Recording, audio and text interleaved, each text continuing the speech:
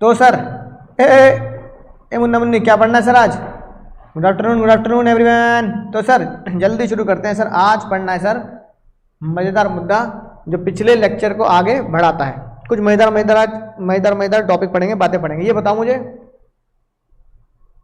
पिछले लेक्चर में क्या गुल खिलाया था तुमने?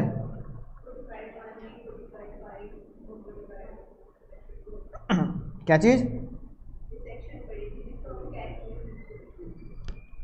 हाँ,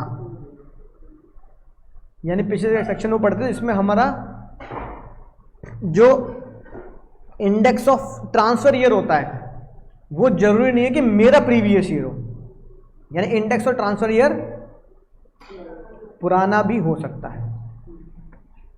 उसी मुहिम को अगर आगे बढ़ाएं तो मान लो भाई एक बंदा है या तुम हो, तुम्हारे पास एक बहुत बड़ी जमीन है, जमींदार हो तुम।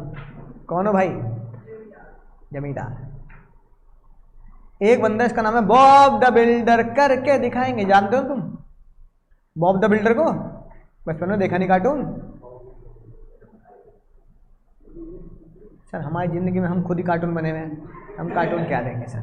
तो बॉब द बिल्डर को तुमने बोला कि भाई एक काम कर, तू जमीन ले ले और क्या कर ले भाई? हाँ, तू जमीन ले ले और क्या बना ले? हाँ, तू जमीन ले ले और बिल्डिंग बना ले। ठीक है। अब उसने बोला कि भाई मुझे क्या मिलेगा? तो उसने बोला काम करता हूं, तू जमीन दे दे, 2 करोड़ तो ये ले लियो, साथ में 2 फ्लैट भी तेरे हो जाएंगे जमीन में, है ना। तो आजकल ये चलन में होता है, लोग बाग यही करते हैं। आजकल क्या करते हैं लोग बाग भाई यही कर रहे हैं, यही मजा ले रहे हैं। ठीक है भैया। अब लोग बाग इसका मजा ले रहे हैं, है ना। इसको बोला जाता है जॉइंट डेवलपमेंट एग्रीमेंट। क्या बोला जाता है? Joint development agreement. अब भैया ये बताओ, ये जो जॉइंट डेवलपमेंट एग्रीमेंट है, इसमें जो प्रॉपर्टी दी गई है ना, इसमें कैलकुलेशन कैसे होगी? क्या इसे सेल माना जाएगा, नहीं माना जाएगा? तो ताई ने से क्या माना? ताई ने माना भाई तूने अपनी जो जमीन है ना, जमीन वो तुमने इसे क्या कर दी? सेल कर दी। बदले में क्या ले लिया बाबू? 2 करोड़ रुपया तो भैया तूने पैसा ले लिया, और 2 फ्लैट तुझे मिलने वाले हैं, उसकी कीमत मार्केट वैल्यू कोई ना कोई तो निकाली जाएगी। मसला ये आया कि मान लो ये जमीन जो थी तुम्हारी, ये तुमने खरीदी थी, है ना। बोलो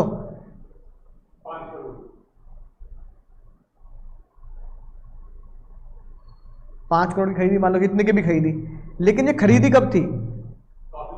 काफी पहले। मान लो तुमने एक जमीन खरीदी भाई, सुन तो लो बात। मान लो भाई तुमने ये जमीन खरीदी थी 2013 में, तुमने इस बिल्डर को पता कब दी? 2019 में, है ना। और बिल्डर ने कुछ पैसा या जो फ्लैट है, ठीक है, वो तुम्हें कब दिए? फ्लैट या मनी तुम्हें कब मिला? तुम्हारे अपने ईयर में। हाँ, या पहले भी पैसा मिल गया हो या फ्लैट अब मिल रहे हो। मुद्दा ये है कि टैक्सेबिलिटी कब आएगी? बोलो, जब पैसा मिलेगा या जब फ्लैट मिलेगा?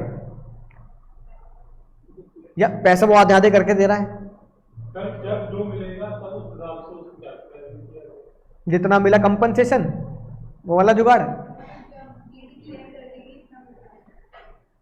हाँ, वही तो उन्होंने बोल दिया 2 करोड़ मिल जाएंगे, 2 फ्लैट मिल जाएंगे। लेकिन भैया मुझे ये मिलेंगे कब? और अगर ये मैंने उसको 2019 में बेच दी, यानी ट्रांसफर कर दी, तो मैं टैक्सेबिलिटी 19 में निकालूं या जब 2 करोड़ मिल रहे जब निकालूं, जब फ्लैट मिले तब निकालूं? ये झगड़ा हो गया। अब ताई कह रहे हैं सर 2019 में मिल गए थे 1 करोड़, 2021 में मिल गए 50 लाख, 2022 में मिल गए 50 लाख, और फ्लैट बन के तैयार हुए कब? मेरे ईयर में। तो टैक्सेबिलिटी थोड़ी थोड़ी करके देता रहूं, है ना। और थोड़ी थोड़ी करके दूंगा तो उसका लोचा पता है क्या है? कोवा कितनी लूंगा, कोवा कितनी लूं भाई? फिर या तो उसकी तरफ फिर नाराज कि जरा सा मिला पूरा टैक्सेबल, वो भी तो नाराजगी है कि मिलता है 50 लाख, टैक्सेबल कर दे तो तुम पूरे के पूरे मान लो, है ना, 5 करोड़। अच्छा, और फ्लैट की वैल्यू कितनी होगी ये भी तो नहीं पता मुझे। जो फ्लैट मुझे मिलेंगे वो 1 करोड़ का होगा, 2 करोड़ का होगा, उसकी वैल्यूएशन कैसे होगी आज के हिसाब से जब बनेंगे। ताई ने कहा भाई ये बड़ी खोपड़ी घुमाई तुमने भाई, ये बहुत तगड़ी खोपड़ी घुमाई भाई, ये बहुत तगड़ी खोपड़ी घुमाई, है ना। तो ताई ने क्या किया होगा,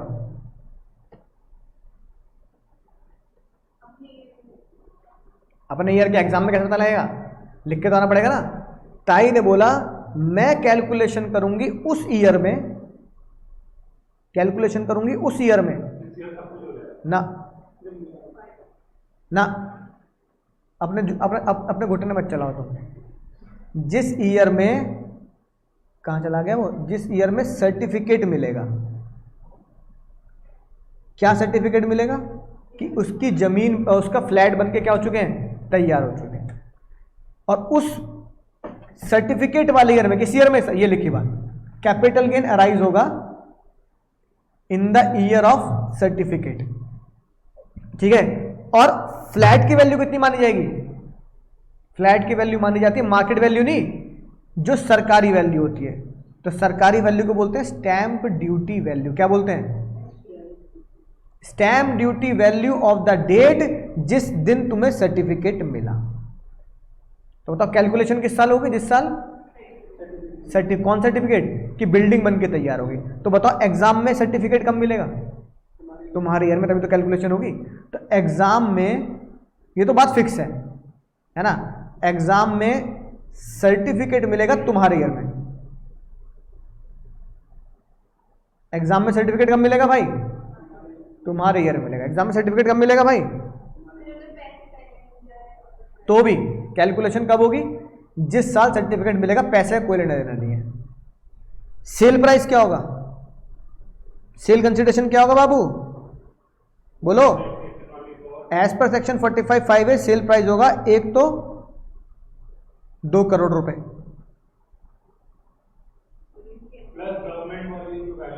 और plus SDV of 2 flats, sale price हो गया।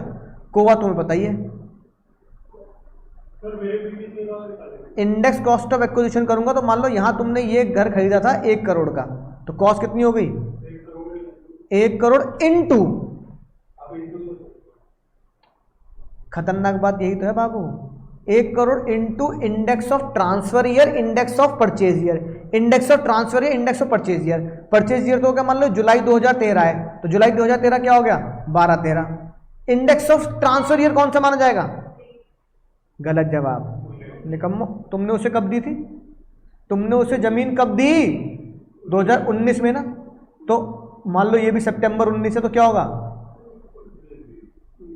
यानी कि ये भी वही कॉन्सेप्ट है कि कैलकुलेशन मेरे ईयर में, इंडेक्स पुराना।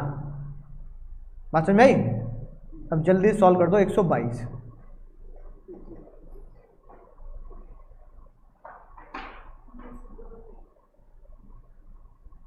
कप्पी जल्दी, देर मत करना अब।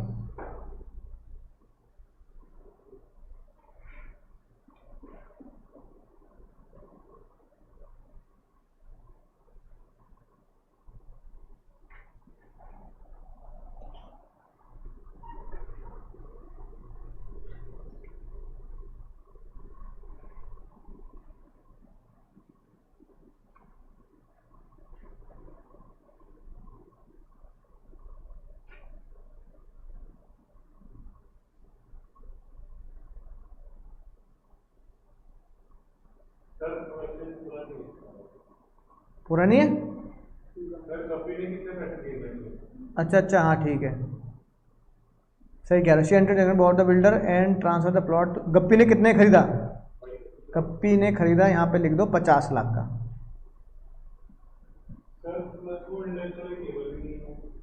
इंडेक्स वाली टेबल तुम्हें मिलेगी एग्जाम में, मैं क्यों दूंगा, तुम्हारी दे तो रखी है, तुम्हारी किताब में दे तो रखी है, पीछे नहीं, कैपिटल गेन के चैप्टर, पेज नंबर कौन सा है, पेज 120 पे दे रखी है। तुमने बड़े अलग मजे लिए भाई।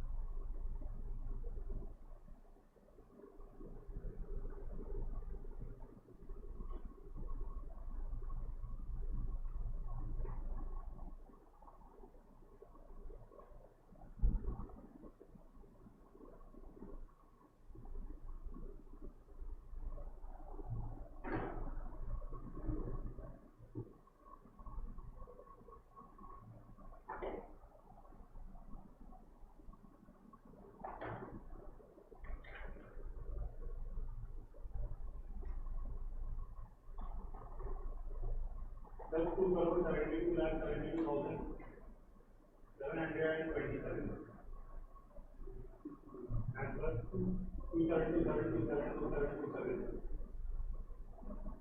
देखते हैं, बाकी बच्चों को निकालने दो आंसर।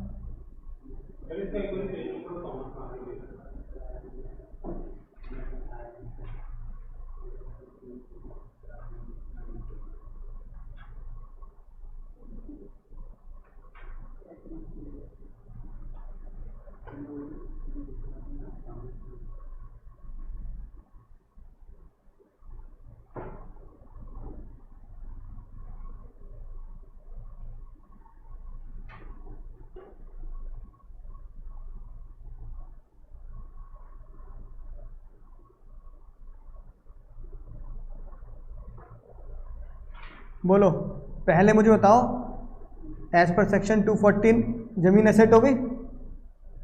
242A के हिसाब से पीरियड ऑफ होल्डिंग कहां से कहां तक का लूंगा? गप्पी ने कब खरीदी थी? हैं? और ट्रांसफर कब करी उसको? तो 2019। ये होगा पीरियड ऑफ होल्डिंग, अपना ईयर नहीं होगा, है ना, कभी अपना ईयर मान लो। सेल प्राइस बोलो।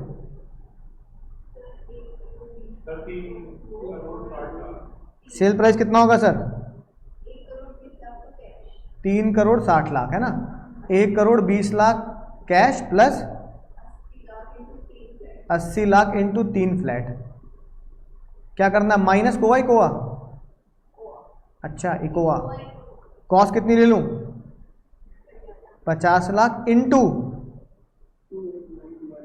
खतरनाक बात यह है अपने ईयर का मत ले लेना, 289 डिवाइड बाय कितना आ गया? एक्सपेंस ऑन सेल है, नील ले लिया। आंसर कितना आ गया? बस सिंपल, यही होना है। प्रैक्टिकल क्वेश्चन आएगा, क्या लिख देना है? ये बातें लिख देनी है थ्योरी में कि कैलकुलेशन होती है कैपिटल गेन की जिस साल, ये एग्जाम में लिखना पड़ेगा वर्किंग नोट में। फिर मैं स्टैम्प, अच्छा बताओ इस क्वेश्चन में स्टैम्प ड्यूटी वैल्यू कितनी रखी है? तो क्वेश्चन में पता है साथ में क्या बोल सकता है? वो बोल सकता है स्टैम्प ड्यूटी वैल्यू इतनी थी, मार्केट वैल्यू थी 1 करोड़, तो क्या लेंगे? स्टैम्प ड्यूटी वैल्यू लेनी, मार्केट वैल्यू नहीं लेनी। हाँ, तो क्या लिखेंगे? Only the stamp duty value is taken, not the market value. Market value मत लेना गलती से भी, क्योंकि बच्चा एग्जाम में ही गलती करता है, वो सोचता है कि भैया मार्केट वैल्यू से काम चलेगा, या फिर वो कंफ्यूज हो जाता है। हायर लोअर कुछ भी नहीं, जो स्टैम्प ड्यूटी वैल्यू वही है, हायर लोअर में कोई लोचा नहीं है भाई। हाँ, पीरियड ऑफ होल्डिंग कहां से कहां तक का होता है? परचेज से लेकर ट्रांसफर डेट तक का, ठीक है ना, राइट। तो ये राज की बात है जो मैंने यहां लिख दी, वो तुमने निकाली ली। कंप्लीशन डेट पर स्टैम्प ड्यूटी वैल्यू और जितनी मनी आई है, लेकिन कैलकुलेशन कब करना है? जब सर्टिफिकेट कंप्लीशन का मिल जाएगा। तुम्हारे एग्जाम में कंप्लीशन सर्टिफिकेट हमेशा किसका मिलेगा सर? 23-24 का मिलेगा, एग्जाम का ही मिलेगा, ठीक है भैया।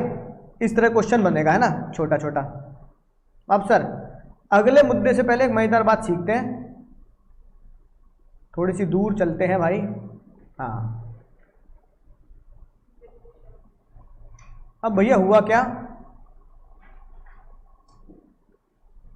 दो भाइयों में जब भी लड़ाई होती है, फैसला कौन करता है? और मम्मी ना कर पाए तो पापा, पापा बजाते हैं रहपट रहपट, है कि नहीं बात? तो भाई अगले कॉन्सेप्ट का नाम है, अगले कॉन्सेप्ट का नाम है मम्मी कॉलिंग पापा। जब तुम्हारे पापा को घड़ा भर जाएगा तो तुम्हारे पापा को घड़ा कौन फोड़ेगा? पापा ही फोड़ेंगे। पापा पापा हमारा घड़ा फोड़ दो पापा, तो हमारे पाप भर चुके हैं, ठीक है। तो मम्मी कॉलिंग पापा, मम्मी कॉलिंग पापा।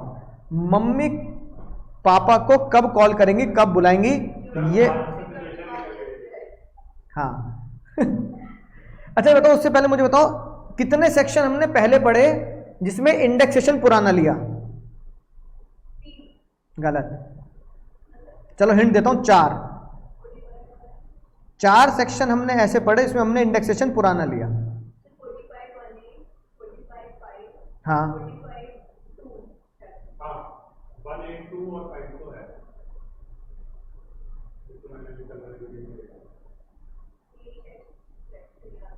और एक अभी भी तो पढ़ा,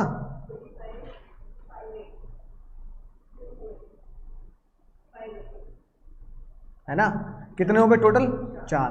तो याद रखना 4 सेक्शन ऐसे हैं, 4 सेक्शन ऐसे हैं जिसमें हम क्या लेते हैं सर? पुराना इंडेक्स। कौन कौन से?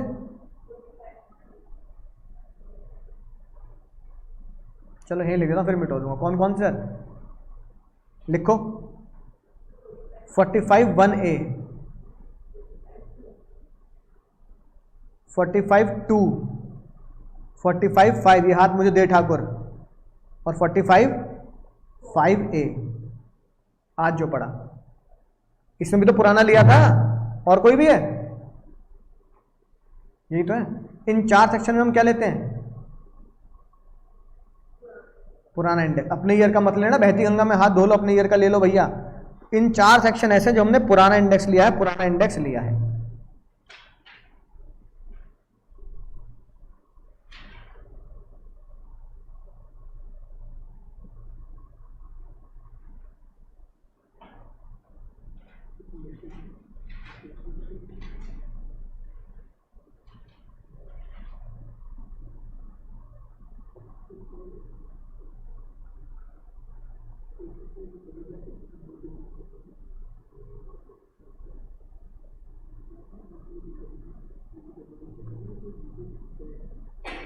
ठीक है भैया। अब मम्मी पापा को कब बुलाएंगी? मम्मी पापा को कब बुलाएंगी? मम्मी पापा को कब बुलाएंगी, है ना। मुद्दा ये है, तुम्हारे हिसाब से क्या लगता है मम्मी पापा को कब बुलाएंगी?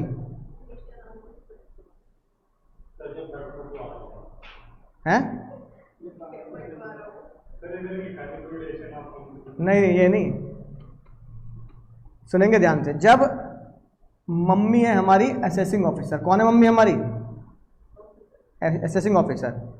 यानी कि जब मम्मी को, है ना, जब मम्मी को क्या होगा सर? शक होगा। क्या होगा? तुम्हारे ऊपर शक होगा, भाई कुछ तो लोचा कर रहे हो तुम। ठीक है। और गाना बज रहा होगा, है दिल पे शक मेरा, इसे प्यारे हो गए। ऐसी मम्मी को दिल पे शक नहीं है तुम्हारे। ऐसी मम्मी जो है हमारी असेसिंग ऑफिसर ताई, उन्हें तुम्हारी मार्केट वैल्यू पे शक है। किस पे शक है सर? है ना। तो उन्होंने तुमसे पूछा कि जो तुम गुड्स की, जो तुम एसेट की मार्केट वैल्यू लेते हो ना, वो तुम गलत ले रहे हो। तो उन्होंने हमसे मंगाई रिपोर्ट। क्या मंगाई? रिपोर्ट ऑफ रजिस्टर्ड वैल्यूअर, जो इन चीजों में क्या बनाते हैं?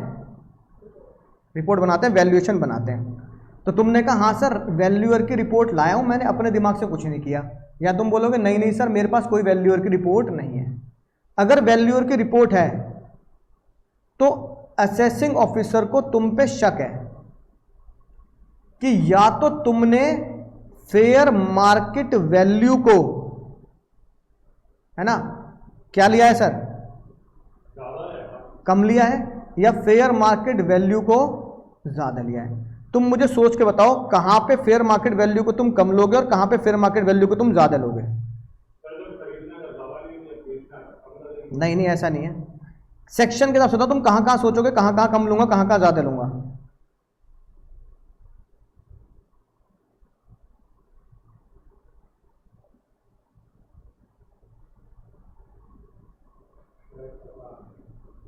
अरे तुम सोचो फेयर मार्केट वैल्यू को तुम जानबूझ के कम कहां लोगे, शक के हिसाब से कि तुम फेयर मार्केट वैल्यू को यहां कम ले रहे होंगे।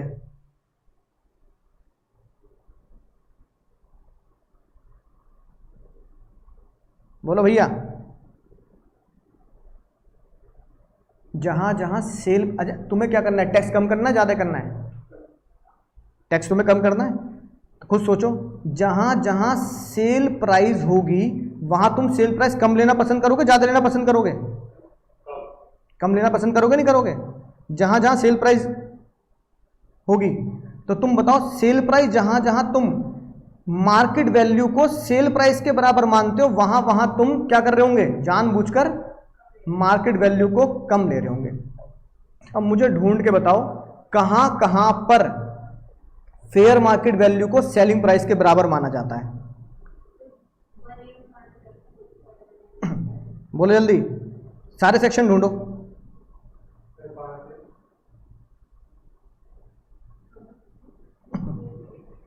अरे ढूंढो कहां कहां पे मार्केट वैल्यू। अच्छा 45(1) है, जहां कांजीलाल मेहता को बदले में क्या मिला।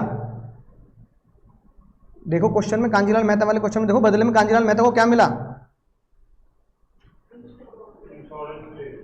इंश्योरेंस क्लेम में बदले में क्या मिला। पैसे नहीं मिले, असेट मिली है।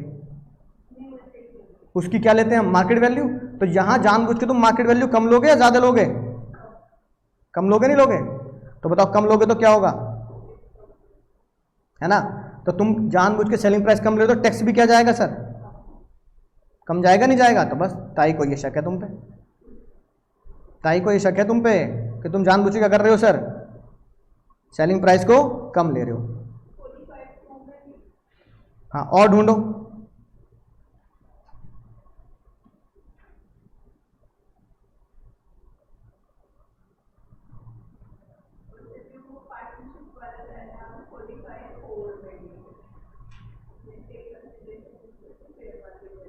ऐसे भांति भांति जगह मुझे ढूंढ के बताओ कहां कहां सेलिंग प्राइस, तुम सेलिंग प्राइस को वो लेते हो।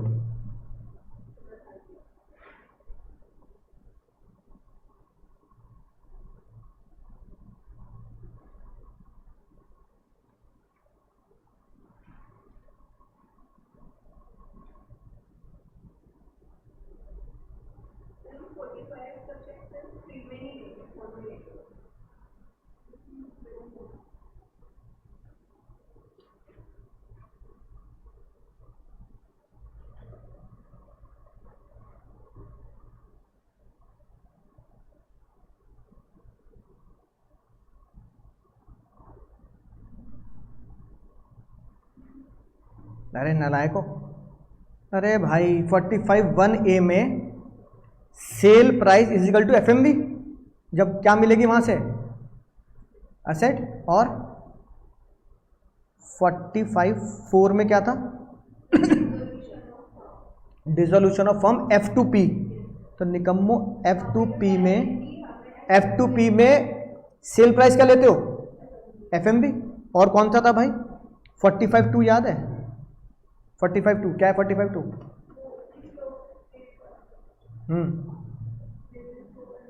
बिजनेस को कन्वर्ट कर दिया किसमें, स्टॉक में। जब बिजनेस को कन्वर्ट करता हूं स्टॉक में, तो जिस दिन बिजनेस को स्टॉक में कन्वर्ट करूंगा, तो जब मैं बिजनेस को स्टॉक में ले जा रहा हूं, या स्टॉक को अपने पर्सनल से, सॉरी अपनी पर्सनल से किस में ले रहा हूं, बिजनेस बप्पी लहरी। तो बप्पी लहरी जो ज्वेलरी को किस में ले जा रहे हैं, दुकान पे ले जा रहे हैं। तो दुकान सेलिंग प्राइस क्या लेते हैं, दुकान की एफएमवी। समझ में आई बात, बोलो। यही तो जगह है। यानी कि ऐसी जो जो जगह है जहां पर ताई ने एसएससी को बोल रखा है, जहां पर ताई ने एसएससी बोल रखा है कि सेलिंग प्राइस जो लेना है ना, सेलिंग प्राइस जो लेना है, सेल कंसिडरेशन जो लेना है, वो मार्केट वैल्यू लेनी है। तो मार्केट वैल्यू तुम्हारे हाथ में, तुम्हें ताई को तुम्हारे ऊपर शक है कि तुम क्या कर रहे हो, मार्केट वैल्यू को कम ले रहे हो। ऐसी कोई जगह है जहां तुम्हारी selling price is equal to market value होती है, और तुम मार्केट वैल्यू को जानबूझकर ज्यादा लोगे। ऐसी कौन सी जगह, जो हिंट देता हूं, एक ही जगह ऐसी है जहां तुम मार्केट वैल्यू को कम नहीं लोगे, ज्यादा लोगे। तुम मार्केट वैल्यू को ज्यादा लेकर टैक्स बचा लोगे। कब, तमीज से बताओ, होश में सोच के।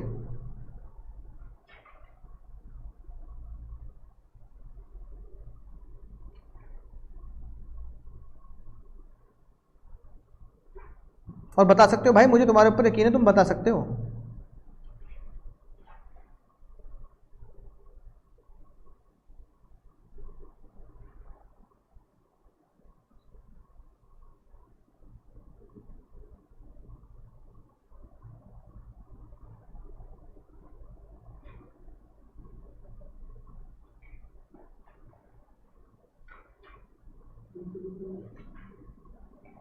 क्या चीज,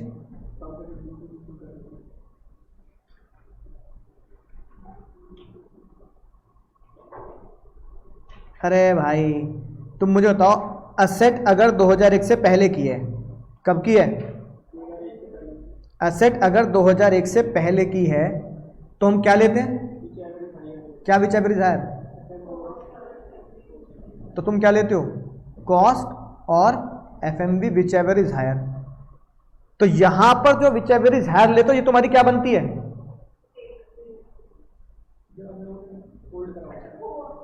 ये तुम्हारी कोआ बनती है।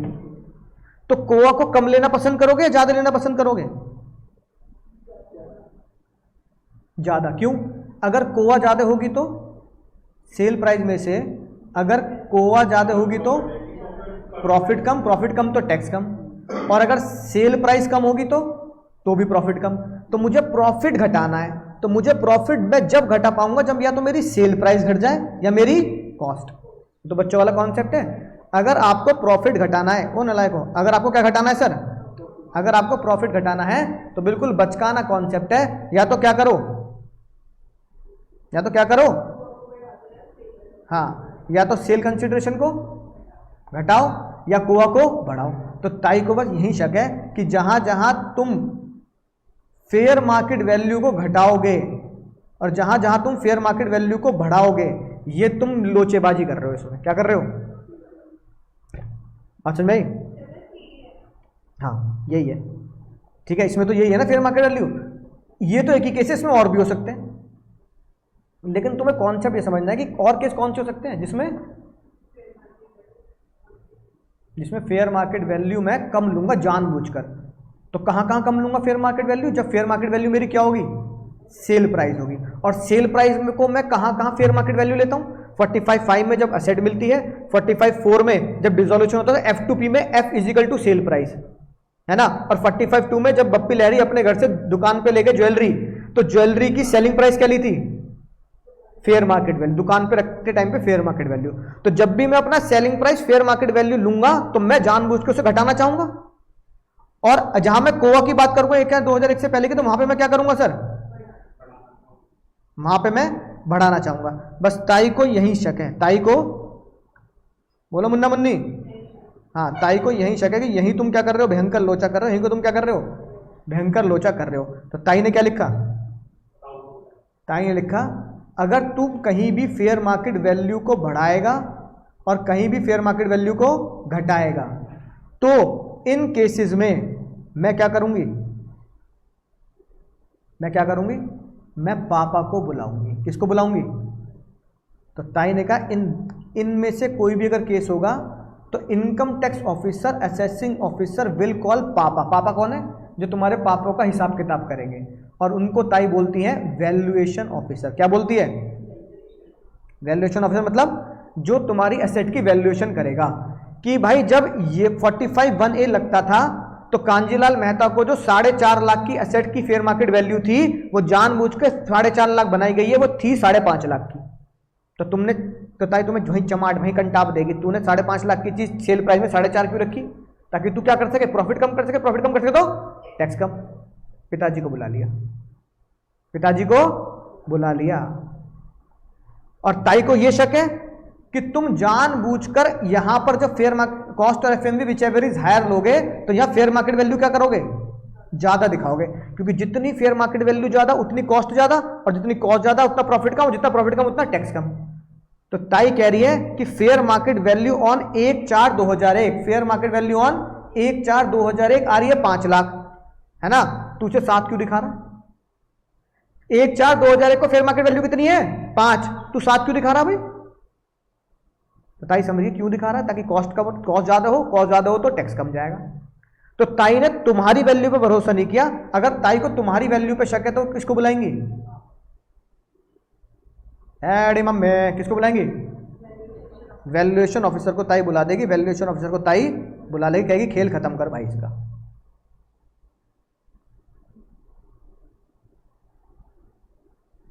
ठीक है, बोलो निकम्मो।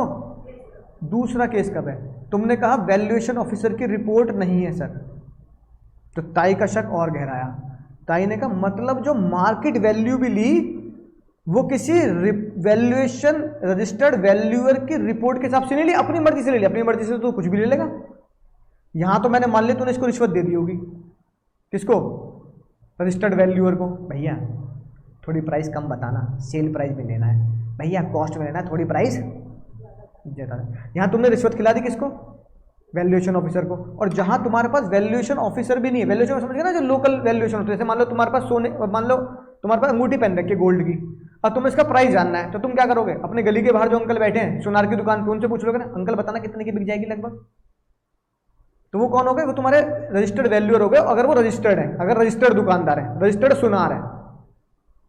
लेकिन तुम उस अंगूठी की वैल्यू गली के बाहर वाले अंकल जी के पास ना जाके अपनी जेब अपने अपने उससे कैलकुलेट कर रहे हो। लाख रुपए की तो हो गई होगी, चेक हो गई हो 30-40 हज़ार की, लाख की हो गई होगी, तो भाई तू क्यों ले रहा अपनी मर्जी से? तो ताई ने कहा रजिस्टर्ड वैल्यूअर की रिपोर्ट भी अटैच नहीं है भाई, बड़े खतरनाक लोग हो तुम। तो ताई ने बोला मैं पापा को बुला लूंगी अगर फेयर मार्केट वैल्यू तुम्हारी ज्यादा है 115% of your value.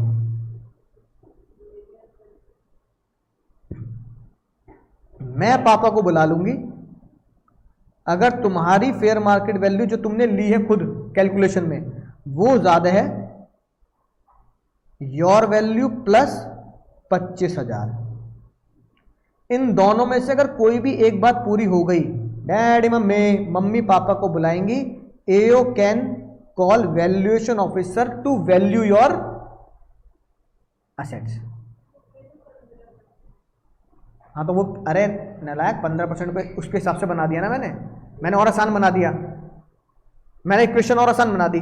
Fair market value is more than 115% of your value. हाँ मैंने डायरेक्ट लिख दी वो बात, आसान रहता है याद करने में। या फिर समझ गए? अब इसमें तो कोई लोचा नहीं है, मम्मी पापा को बुला सकती हैं, ये लिखी बात 55A। इसको सॉल्व कर दो 130 को। मैं क्या बोल रहा हूं, मैंने अज्यूम कर रखा है report of valuation officer not attach. Solve कर दो जल्दी।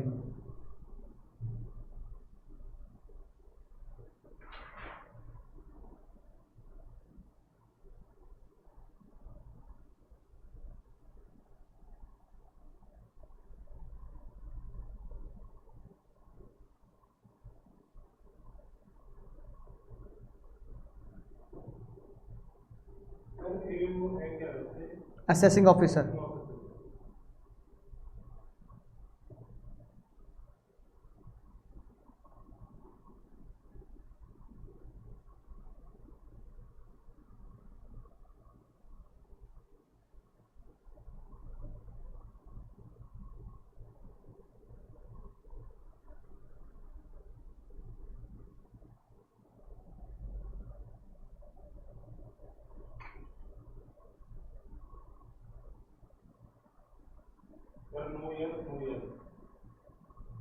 क्या मतलब? क्या नो यस नो यस?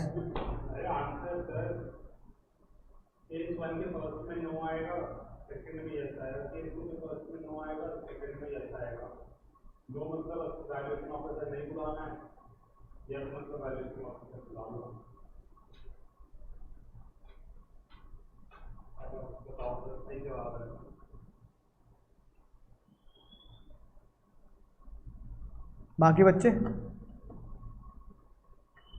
बाकी निकम्मे बच्चे, अरे भैया तुम इक्वेशन न लगा पा रहे भाई लोगों। पहला क्वेश्चन 1 मैंने क्या बोला, दो ऑप्शन होते हैं, योर वैल्यू नहीं FMV is more than 115% of जो मैं वैल्यू ले रहा हूं, या फिर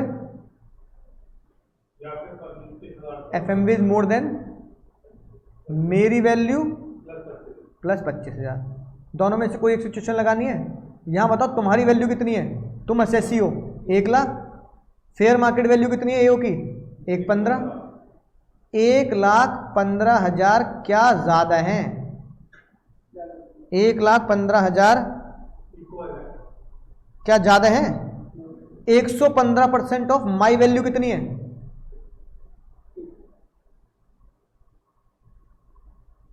माई वैल्यू कितनी है? क्या ज़्यादा है? इसका मतलब यहाँ से वैल्यूएशन ऑफिसर को बुलाया नहीं जा सकता। यहाँ फेयर मार्केट वैल्यू कितनी है? क्या ये ज़्यादा है मेरी वैल्यू प्लस 25,000? क्या ये ज़्यादा है? नहीं। 1,15,000 1,25,000 से ज़्यादा थोड़ी होते हैं। यहाँ भी मम्मी पापा को नहीं बुला सकती। AO can not call VO. AO can not call VO बाबू, AO can not call VO.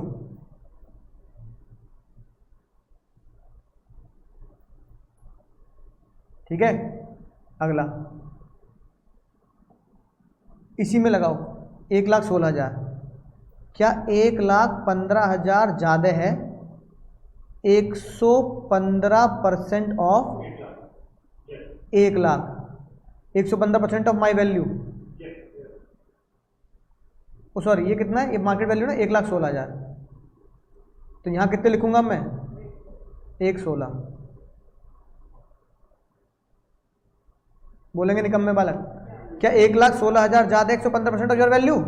Yes. तो मैं क्या कर दूंगा इस केस में? अगर एओ चाहे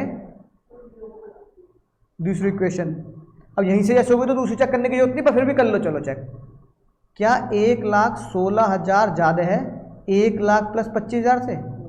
तो यहां से तो नहीं बुला सकती मम्मी, है ना, लेकिन यहां से मम्मी वीओ को बुला सकती है। दोनों में से कोई भी एक में लपेटे में गए तो तुम लपेटे जाओगे। दूसरा, अगर फेयर मार्केट वैल्यू ज्यादा है किससे? 115% ऑफ माई वैल्यू। इस बार माई वैल्यू कितनी है? तो फेयर मार्केट वैल्यू कितनी है? क्या 325 ज्यादा है 115% ऑफ 3,00,000? बोलो नहीं। तो AO can not call VO. दूसरी क्वेश्चन क्या बनती है? Fair market value is greater than my value plus 25,000। Fair market value है 325। क्या 325 से ज्यादा है? यहां से भी आप नहीं बुला सकते। ठीक है, अगली क्वेश्चन हटा दो, नोट कर लिया? चलो इसका सॉल्व करता हूं। फेयर मार्केट वैल्यू ज्यादा होनी चाहिए 115% ऑफ मेरी वैल्यू। मेरी वैल्यू कितनी है? 3,00,000। लेकिन इस बार फेयर मार्केट वैल्यू कितनी है? तो क्या 3,30,000 रुपए ज्यादा हैं 345 से? बोलो नहीं। यानी इस केस में भी माताजी पिताजी को नहीं बुला पाएंगी। तो माताजी कह रही कोई बात नहीं, दूसरा दरवाजा खुला है, भी दूसरा दरवाजा चेक कर लूं। क्या फेयर मार्केट वैल्यू जो है 3,30,000, क्या वो ज्यादा है मेरी वैल्यू प्लस 25,000? क्या 3,30,000 3,25,000 ज्यादा होते हैं? यस। तो mummy can call VO in this equation या इन दिस पॉइंट। खत्म। क्वेश्चन बनेगा, प्रैक्टिकल बनेगा, लफड़ाई नहीं चाहिए अपने को।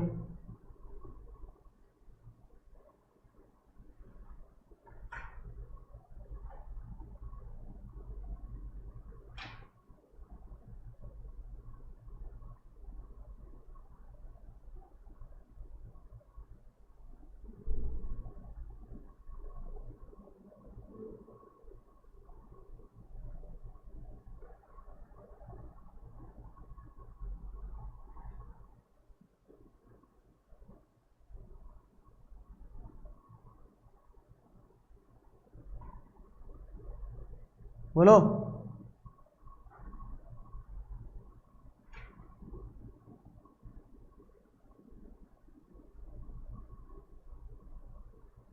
बात समझ में आ रही है? जल्दी नोट करो।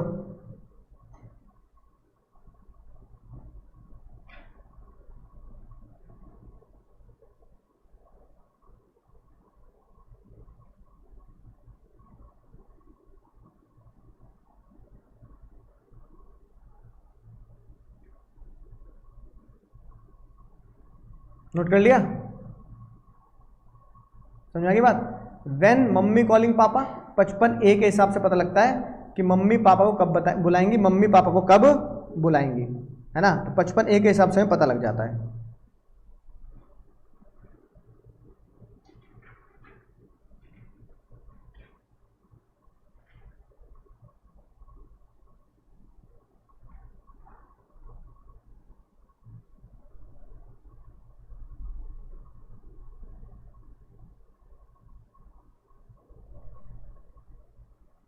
ठीक है भैया।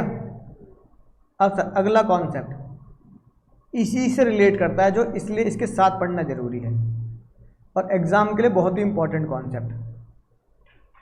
ऐसी भाई मान लो दो भाइयों में लड़ाई हो गई, है ना, क्या हो गया भैया, दो भाइयों में जम के लड़ाई हो गई भाई, दो भाइयों में जम के लड़ाई हो गई। एक है छोटा भाई और दूसरा है बड़ा भाई। भाई बड़े भाई ने छोटे के जी, मुक्का तो बहुत छोटी चीज है, चाकू नहीं भाई, अरे जिंदा रहने दो। बताओ भाई। हाँ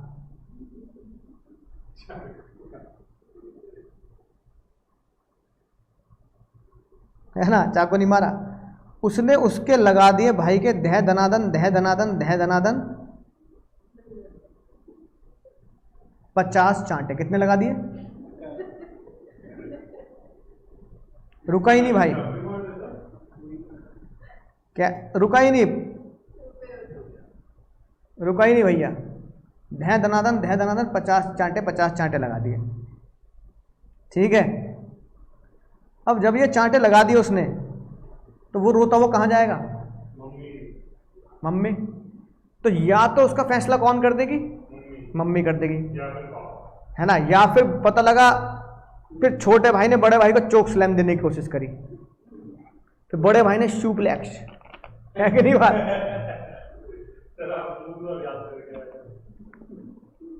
भयंकर लड़ाई।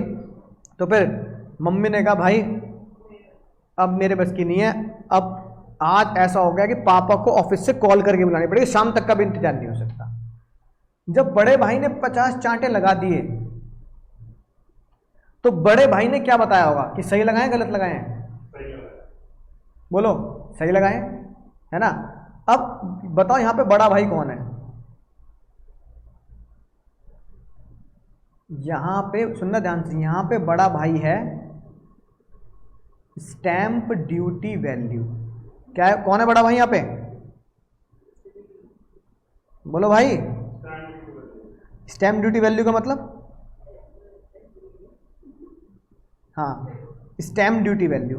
और छोटा भाई पता है कौन है ना? Your value. इसका मतलब बड़े भाई ने तुम्हारे 50 चांटे इसलिए लगा दिए ढह दनादन क्योंकि बड़ा भाई अभी अभी बता के गया था 45(5) में भी, जहां पे सरकारी वैल्यू होती हो वहां इज्जत किसकी होनी चाहिए? सरकारी वैल्यू की होनी चाहिए। तुम अपनी वैल्यू कैसे खोपड़ी में लगा रहे हो, है ना। तुम अपनी वैल्यू कैसे लगा रहे हो, राइट। तो बड़े भाई ने बोला कि तू जो अपनी वैल्यू ले रहा है, तो बताओ यहां पर बड़े भाई को क्यों गुस्सा आया होगा? क्योंकि जो तुम अपनी वैल्यू ले रहे हो ना, वो क्या ले रहे हो? कम ले रहे हो। किससे भी कम ले रहे हो? एसडीबी से। अरे एक बात सोचो, ओ भाई ओ ट्रेडर आयुष ठाकुर, सुन नहीं रहे, होश में ना ट्रेडिंग में लगा रहेगा। अकाउंट की क्लास में भी ये करता रहता है। आज मार्केट इतनी गिर गई, आज मार्केट ऐसे होगी भाई, होश ही नहीं भाई को,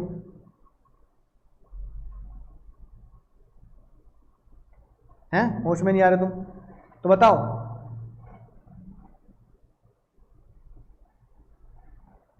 अगर एसडीवी वैल्यू है 1 करोड़ और तुम्हारी वैल्यू है ना, तुम्हारी वैल्यू है 1.5 करोड़, तो उसमें कोई ताई को फर्क पड़ेगा? ताई कह रही है 1 करोड़ की वैल्यू को अगर 1.5 करोड़ में बेचा और तुम 1.5 करोड़ ही टैक्स दे, 1.5 करोड़ ही सेल प्राइस ले रहे हो, तो कोई दिक्कत नहीं है, ताई का सब कुछ बढ़िया चल रहा है। लेकिन सोचो अगर सरकारी वैल्यू, स्टैंप ड्यूटी वैल्यू, सरकारी वैल्यू कितनी आ रही है सर? स्टैम्प ड्यूटी वैल्यू सरकारी वैल्यू आ रही है कितनी, 1 करोड़, और तुम ले रहे हो 80 लाख। तो ताई कह रही है भाई जो वैल्यू हम बता रहे हैं उससे नीचे वैल्यू होती नहीं कभी भी किसी जमीन और घर की, हमेशा उससे एक ही केस हो सकता है जब नीचे हो, जब वो घर ही क्या हो, भूतिया हो। जैसे मेरे गाजियाबाद में है घर, हमारे घर के थोड़ी सी दूर। हाँ तो यूट्यूब पे सर्च करना आराम से, अभी नहीं, उस घर का नाम है KC19, एड्रेस है KC19 में बहुत सारे मर्डर हो गए थे, पूरे परिवार को मार दिया था। हाँ तो ये ऐसा किया लोगों ने, फिर भी वहाँ लोगों जिन्होंने घर लिया ना उसके बाद, तो वहाँ कुछ हाँ कुछ ना कुछ दिखता रहता था, कभी बच्चे दिख रहे हैं, कभी वो दिख रहे हैं, कभी वो बहुत साल पहले की बात है। अगर मेरे गैंग के थोड़ी थे वो, मुन्नी भी नशे में, किसने मारा था।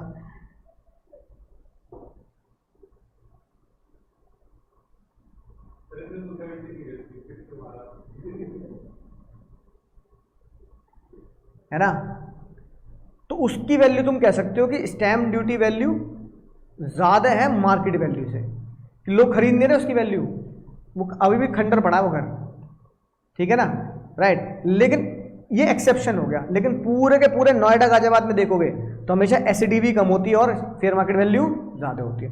तो ताई कह रही है अगर एसडीवी वैल्यू ज्यादा है तो तू भाई मुझे बता दे निकम्मे, अगर एसडीवी वैल्यू ज्यादा है तो तू ले क्यों रहा है इसे, है ना, तो फिर तू इसे एसडीवी वैल्यू क्यों नहीं ले रहा अगर एसडीवी वैल्यू ज्यादा है। तो ताई ने बोला देख 2-4 बात तो ऊपर नीचे चलती हैं, तो ताई ने लिख दिया 50 चांटों की कसम है, अगर एसडीवी वैल्यू ज्यादा है, इसलिए सीधा फॉर्मूला बता रहा हूं तुम्हें, 110% ऑफ योर वैल्यू, कितनी सर, 110% ऑफ योर वैल्यू। अगर ये प्रूफ है तो भैया जान चली जाए, देन जो एसडीवी होगी एसडीवी ही सेल कंसिडरेशन मानेगी ताई। एसडीवी ही क्या मानेगी सर, बोलो, सेल कंसिडरेशन मानेगी। याद हो जाएगी क्वेश्चन।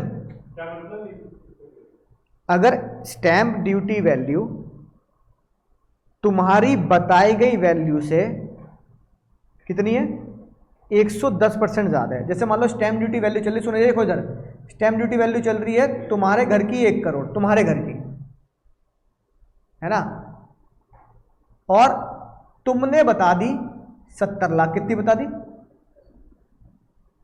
कितनी बता दी, है ना।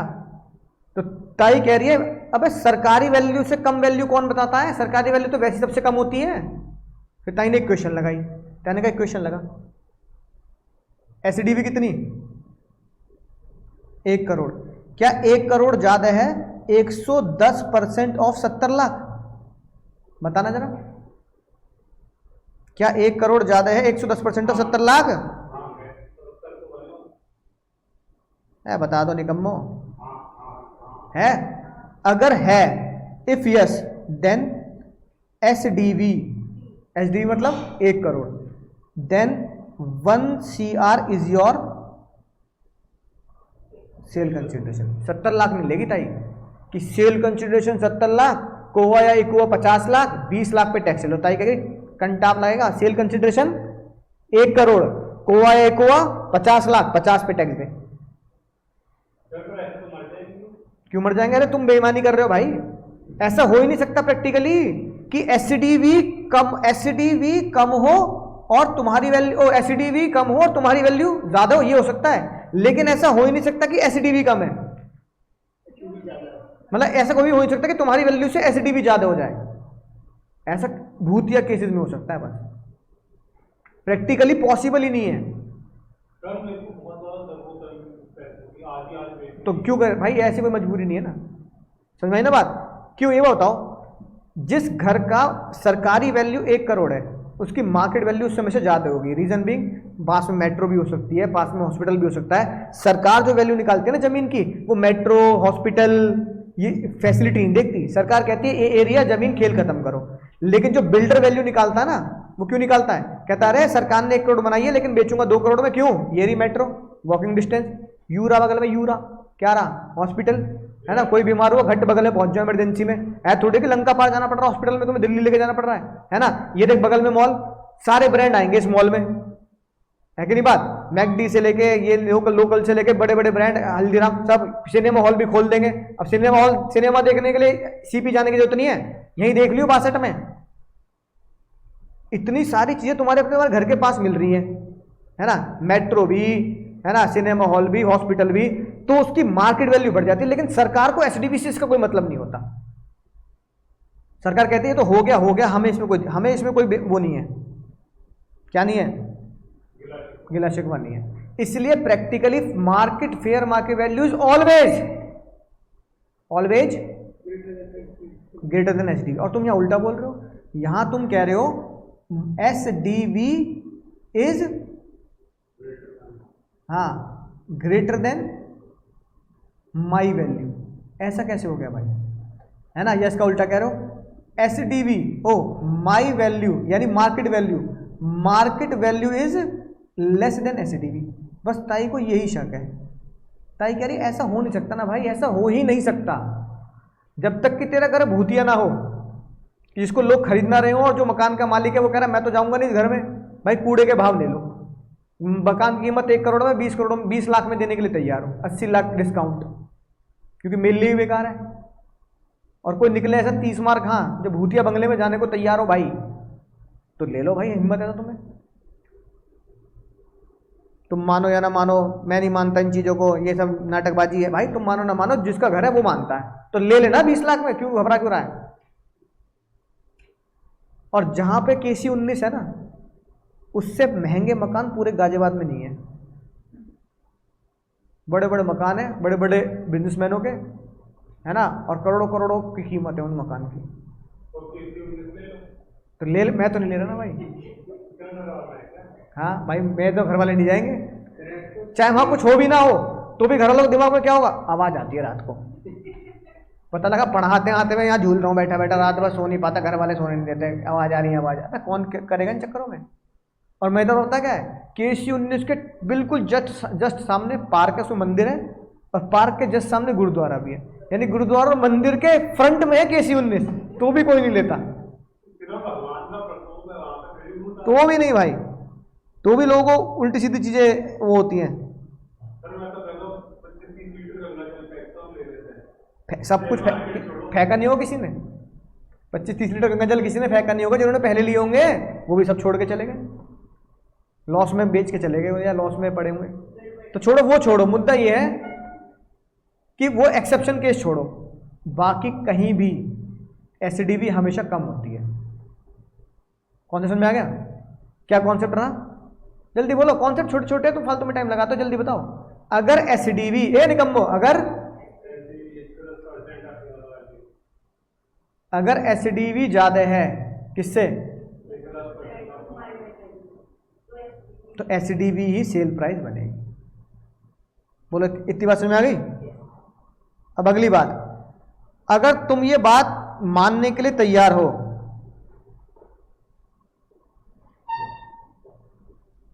है ना, बोलो अगर तुम ये बात मानने के लिए तैयार हो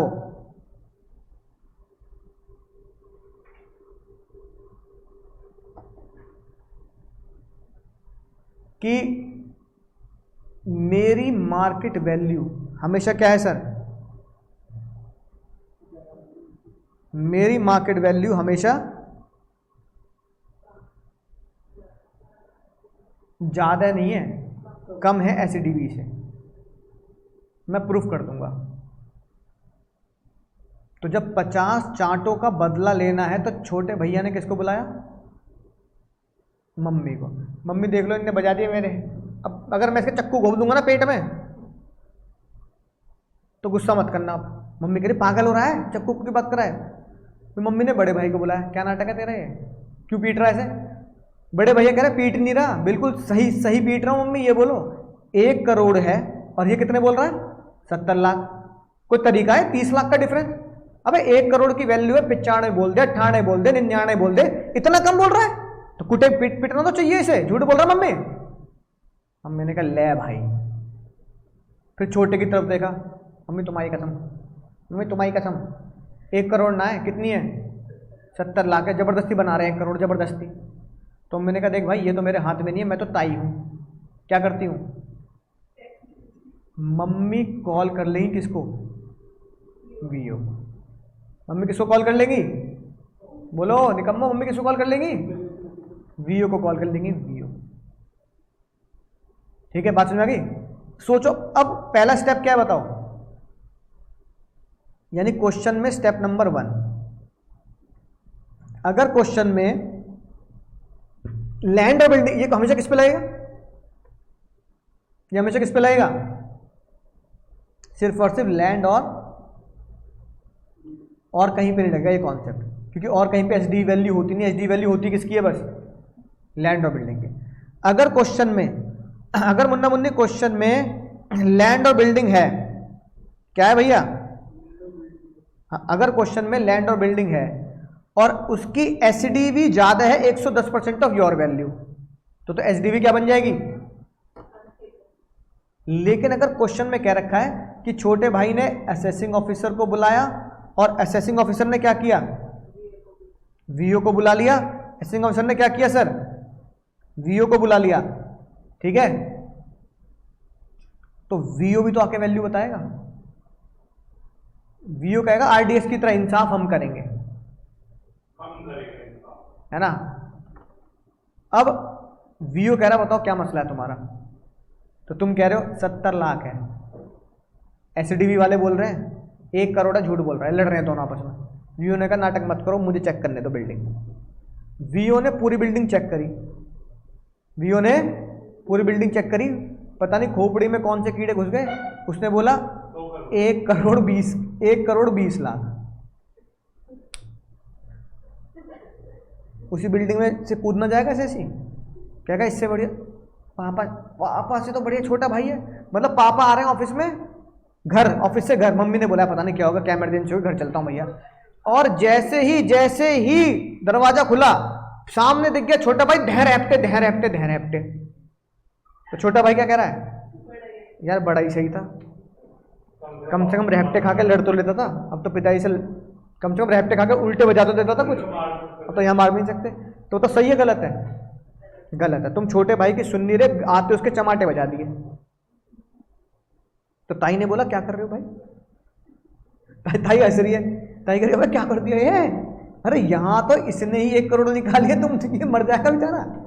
ये सोच के आया होगा कि वीओ आएगा और वैल्यू कितनी बताएगा, वैल्यू बताएगा 70 लाख, तो मैं खुश हो जाऊंगा, है ना। तुम तो कितनी बता रहे हो और ज्यादा, अगर एसडीवी से भी ज्यादा वैल्यू वीओ बताएगा तो क्या कोई भी बंदा केस करेगा इंसाफ के लिए, नहीं। ताई ने कहा मुझे पता है भाई तेरे दिल पे बहुत, ताई देखो गलत बात है, यहाँ तो 1 करोड़ ही बढ़िया था, अब कितना होगा सेलिंग प्राइस, हाँ 1.25 करोड़ के आसपास हो गया, 1 करोड़ 20 लाख हो गया। ताई फिर तो फायदा ही क्या है, यहाँ मैं तुम्हारे पास भी जाऊंगा केस लेके, फिर वीओ की फीस भी दूंगा मैं, और उल्टा मुझ में चांटे बजा दो तुम। तो ताई के दिल पे लगी, ताई ने कहा रुक जा तेरा इंसाफ मैं करती हूँ। देख वीओ को कुछ नहीं कह सकता, वीओ तो अपनी वैल्यू बता गया। मैं ये कह देती हूँ अगर जब कभी वीओ आएगा तो वैल्यू ऑफ वीओ और तू ज्यादा किसके चांटे खाने को तैयार है, तो बस SDV whichever is lower क्या बनेगा, सेल कंसीडरेशन, बस। यानी कि अगर इंसाफ मांगना है, अगर ए बाबू अगर क्या मांगना है सर, अगर इंसाफ मांगना है, कभी भी जीवन में इंसाफ मांगना है तो क्या करने का है,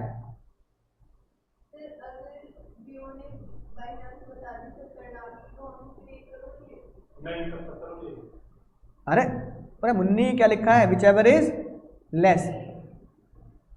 अच्छा ठीक है चलो ये काम लिखा।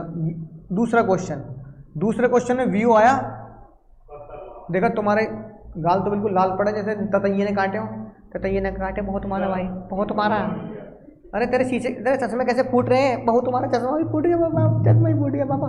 पापा को बहुत दे आई, पापा ने कहा यार ठीक है मान लिया किसी गलती है, छोटी गलती है, तो इतनी बुरी तरह थोड़ी मारेगा कि आँख फूट जाए उसकी, चश्मा फूट के आँख में चला जाता तो कांडा हो जाता वो, है फिर क्या यहाँ पे क्या वो लगाते उसके। पापा को बहुत गुस्सा है, किसको, बड़े भाई को। भाई देख छोटे से लड़ने पर इतनी बुरी तरह हाथ नहीं उठाया जाता। अब पापा ने कहा चिंता मत कर, बड़े को पीटूंगा, लेकिन बड़े को पीटने से उसकी तसल्ली थोड़ी हो रही है, उसे तो क्या चाहिए, उसे तो इनाम चाहिए। पापा ने कुछ मत कर, तुझे तू ये बता, तू उस दिन कह रहा था ना दोस्तों के साथ घूमने जाना है, पैसे ले लियो चल, और इसको ना दूंगा, चिंता मत कर। छोटा भाई कहा चल ठीक है, आँख की कीमत है ना, राइट, 5-10 हज़ार जो भी है। तो ऐसी व्यू आया, व्यू को बहुत दया आई तुम्हें देख के, तुमने कहा यार बताइए जरा यार ऐसे कोई तरीका थोड़ी होता है। व्यू ने कहा रुको मैं बता रहा हूँ मुझे। व्यू ने उसकी वैल्यू निकाल दी, मान लो 70 लाख। भाई बिल्कुल सही है, 70 लाख बिल्कुल सही बताइए छोटे ने। और एसडीवी कितनी है? 1 करोड़। अब क्या कम है? अब तुम्हारा सेल कंसिडरेशन 70 लाख। तो यानी कि स्टेप नंबर 1 में फैसला कर दिया तो स्टेप नंबर 1 में खेल खत्म कर देना। अगर स्टेप नंबर TU में पहुंच गए, कहां पहुंच गए? TU, तो क्या होगा सर? वहां फैसला कर लेना। लेकिन एग्जाम में बहुत एक्सपेक्टेड होता है। बोलो बात समझ में आ गई? कितने चांटे लगाए थे बड़े ने छोटे के? इस सेक्शन का नाम क्या है? 50 चांटे। सेक्शन का नाम ही क्या है मुन्नी? 50 चांटे। ये रहा 50C। If stamp duty value is more than 110% of your value, then stamp duty value shall be the sale consideration. अगर स्टैम्प ड्यूटी वैल्यू कम है तो, अगर स्टैम्प ड्यूटी वैल्यू 110% से कम है तो your value will be the sale price. बात समझ में आ गई ना? अच्छा, अगर ये स्टैम्प ड्यूटी वैल्यू कम होती तो क्या होगा? तो यहां लिख सकते हो ना एक ही बार। अगर ये इक्वेशन, अबे तो तुम इतने बड़े हो गए भाई, ये बच्चों वाली बात मुझे बताने की जरूरत तो नहीं है ना। ओ दीदी समझ रही हो ना भैया? अगर स्टैम्प ड्यूटी वैल्यू ज्यादा है 110 से तो एसडीबी ही क्या बनेगी? Sale price. अगर स्टैम्प ड्यूटी वैल्यू कम है 110% से तो my value is equal to sale price, 70 lakh की सेल प्राइस बनेगा। ये तो बात लॉजिकल है, रिवर्स कर देना ना उस चीज को। तो ये बात लॉ में लिख दी दोबारा है राज की बात करके, तो तुम्हें इसको ध्यान देने की जरूरत नहीं है। एक इंपॉर्टेंट बात जो कई सालों से लगातार एग्जाम में आ रही है और लगातार बच्चे गलत कर रहे हैं, सुनना ध्यान से, बहुत खतरनाक बात है। पता नहीं क्या मजा आता है, ऐसे पूछता जरूर है ये बात ऐसी है। एक होती है जिस दिन तुमने उस जमीन का कॉन्ट्रैक्ट किया, लैंड और बिल्डिंग का, उसे हम क्या बोलते हैं? Agreement date. और एक वो होती है जब तुम्हारे नाम पे वो जमीन हो जाए, तो उसे हम क्या बोलेंगे? Registry date. वो निकम्मो उसे क्या बोलते हैं? कि मकान की रजिस्ट्री तुम्हारे नाम पे हो गई। ये 2 डेट होती हैं। अब इन 2 डेट में पता 7, 8, 10 महीने का भी फर्क हो जाता है, और कहीं कहीं जगह तो 3, 4 साल हो जाते हैं। जैसे तुमने एक बिल्डर से कॉन्ट्रैक्ट किया क्या आज कि भैया फ्लैट लेना है, तो बिल्डर कहेगा पैसे जमा कर जाओ, कुछ बुक कर जाओ, लेकिन फ्लैट मिलेगा 2030 में, है ना। तो कई बिल्डर होते हैं जो अभी बिल्डिंग क्या कर रहे होते हैं? बना रहे होते हैं। तुम्हारे इंतजार के लिए वो तुम्हें क्या कहते हैं? लालच देते हैं। कहते हैं देखो इंतजार तो करना पड़ेगा, लेकिन अगर तुम इस पैसे को बैंक में डालते तो तुम्हें क्या मिलता? ब्याज। हमसे क्या ले लेना? हमसे डिस्काउंट ले लेना। कब? टोटल बैंक का ब्याज कैलकुलेट करना और फाइनल वैल्यू पे तुम्हें हम क्या दे देंगे? डिस्काउंट। तुम्हें क्या लगेगा? ब्याज भी आ रहा है। अगर इस वैल्यू को बिल्डर को ना देके बैंक में डालता, तो मान लो मैं 10 करोड़ बिल्डर को ना देके 10 करोड़ बैंक में डालता, बैंक मुझे मान लो 2-3% का ब्याज देता सेविंग पे। सेविंग का है, एफडी का तो नहीं मानते, सेविंग पे। तो पता लगा तुम्हारे 20 लाख रुपए आते, तो बिल्डर का तुम्हारे नाम पे घर करेंगे, तुम फाइनल पेमेंट दोगे ना, तो 20 लाख घटा लेना। तो ये ऐसे लालच दे दिया तुम्हें, समझ रहे हो ना? राइट। फिर बिल्डर क्या लालच देता है? देखो सर मेट्रो बन जाएगी, जेवर एयरपोर्ट यहीं से पास है, ग्रेटर नोएडा से निकलेंगे, जूम भगते हुए जाएंगे जेवर एयरपोर्ट, है कि नहीं बात? ठीक है, मेट्रो से निकलना सीधा मथुरा पहुंचेगी एक दिन मेट्रो, मथुरा, अरे जय राधे राधे, वहीं पहुंचेंगे भाई कृष्ण जी की नगरी पे, मंदिर के मंदिर। ऐसे ऐसे लालच देगा तुम्हें। ग्रेटर नोएडा से मथुरा बस 20 किलोमीटर दूर, हाईवे से, है ना, हाईवे से इतना दूर, ये सब लालच देंगे तुम्हें। तो तुम्हें लगेगा चल सही है। तुमने उस बिल्डर को जब पैसे दिए वो एग्रीमेंट की डेट है, और बिल्डर ने जब तुम्हारे नाम पे रजिस्ट्री करी वो कई सालों बाद की डेट है। तो बताओ क्या यहां पर वैल्यूएशन जमीन की बढ़ेगी नहीं बढ़ेगी? घटती तो नहीं है। क्या होती है सर? बढ़ती है, जब तक कि कोई ऐसा कोरोना काल जैसी भयंकर चीज ना हो जाए। तो ये अनएक्सपेक्टेड चीजों को छोड़ो, भूत प्रेत कोरोना, है ना, जनरली तो बढ़ेगी ना वैल्यू। तो एग्रीमेंट की डेट पर एसडीवी थी 1 करोड़, रजिस्ट्री की डेट पर एसडीवी थी 1.5 करोड़। ऐसे कैसे? और ताई ने बोला सेल कंसिडरेशन में क्या लेना है? सेल कंसिडरेशन में एसडीवी वैल्यू लूंगा, क्योंकि SDV value is more than 110% of SSC value.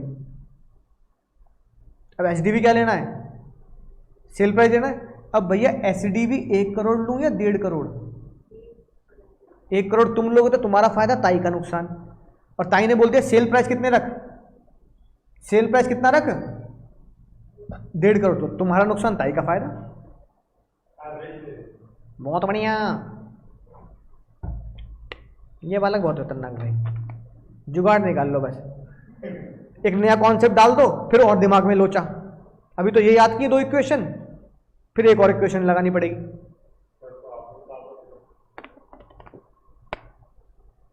ताई का चीजों को कॉम्प्लिकेटेड नहीं करते, एवरेज कर लेंगे, वैसे कर लेंगे, है कि नहीं बात। गुल्ले बन के चाशनी नहीं है, दही डाल लेंगे, दही गुल्ले खा लेंगे, क्या दिक्कत है, ऐसे नहीं करना भाई है ना, ऐसे नहीं करना, दही बड़े खा लो, दही गुल्ले मत खाओ। ताई ने बहुत सिंपल सी बात बोली। ताई ने कहा बाबू एक काम करेंगे, ए बाबू पैसा पैसा, बाबू पैसे का खेल है ना सारा, एक काम करते हैं कि मैं तेरे फेवर में लॉ बना दूंगी, बस ना, बस तू काम लीगल कर। तो मैंने कहा ताई प्लीज मेरे फेवर, मतलब 1 करोड़ ले लूं? ताई ने कहा 1.5 करोड़ मतलब 1 करोड़ ले ले, बस एक शर्त बता दे, एग्रीमेंट की डेट पर, क्योंकि ताई को पता रियल एस्टेट वाले पता किस पे चलते हैं, कैश में चलते हैं। चेक नहीं लेते हो, क्या करते हैं, कैश में चलते हैं, है ना। तो सारा का सारा जो कैश का लोचा होता है वो किस में होता है सर, रियल एस्टेट में होता है। तो ताई पता क्या कह रही है, ए पुष्पा, ताई क्या कह रही है,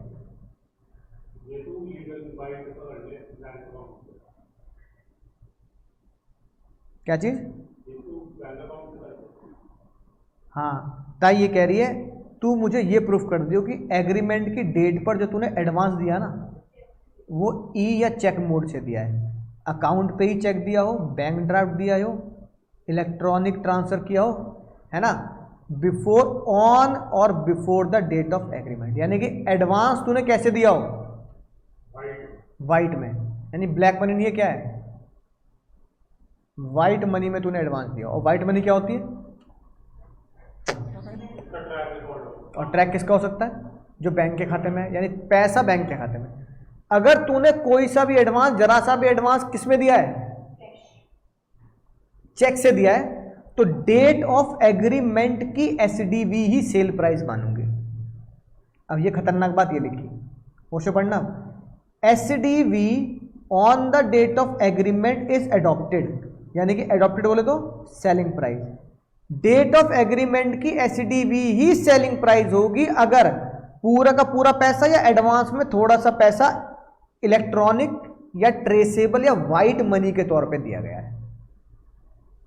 समझना की बात। तो एग्जाम में 50C आएगा, 50C में 2 SDV मिलेंगी। कितनी SDV मिलेंगी, समझ गए मुन्ना मुन्नी कैसा क्वेश्चन होगा, सिर्फ कॉन्सेप्ट समझना, बाकी इकोवा कोवा सब तुम कर लोगे, उसमें कोई दिक्कत नहीं, मुझे पता है। देखो एग्जाम में क्वेश्चन कैसा आएगा, ओ भाई ओ इंजीनियर सुन नहीं रहा बात को, कैसे क्वेश्चन आएगा बताओ। एग्जाम में तुम्हारा सेलिंग प्राइस होगा 70 लाख, ठीक है, फिर एग्जाम में 2 SDV दी होंगी, एक दी होगी SDV on date of agreement is equal to 1 crore, SDV on the date of transfer या रजिस्ट्री ऑफ लैंड और बिल्डिंग 1.5 CR। फिर तुमसे पूछेगा, ये वाली पापा को नहीं बुला रहा वो, अगर उसे और कॉम्प्लिकेट करना होगा तो क्या बोलेगा, पापा भी आ गए, वीओ भी आ गए, वीओ ने इतनी वैल्यू बता दी, है ना। अगर उसे और 2-4 बातें बोल ली होगी तो पहले इतना सीख लेते हैं। सबसे पहले मुझे पता है घर है, क्या है, और क्या दे रखी है, SDV दे रखी है, और SDV क्या है, SDV is less than market value यानी माई वैल्यू, ये दे रखी है।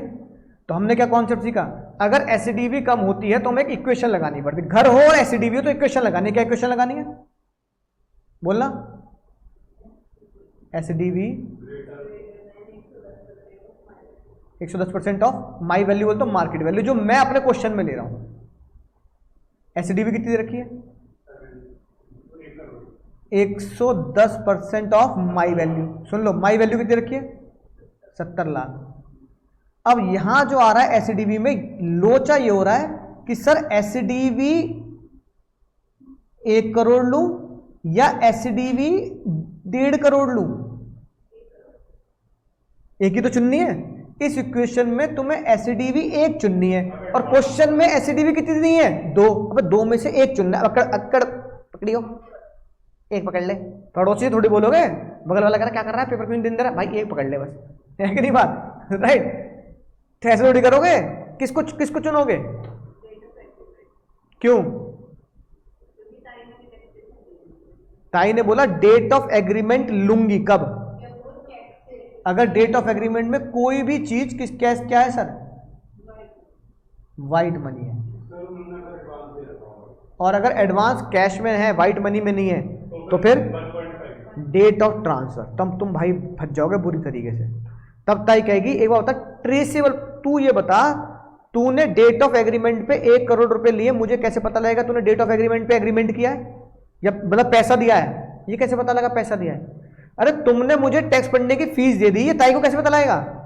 जब तुम्हारे खाते से मेरे खाते में पैसा आया हो और तुमने मुझे कैश दे दिया, तो पैसा मैंने बैंक में थोड़ी डाला। कहां डाला है? अपने घर पे रखा है।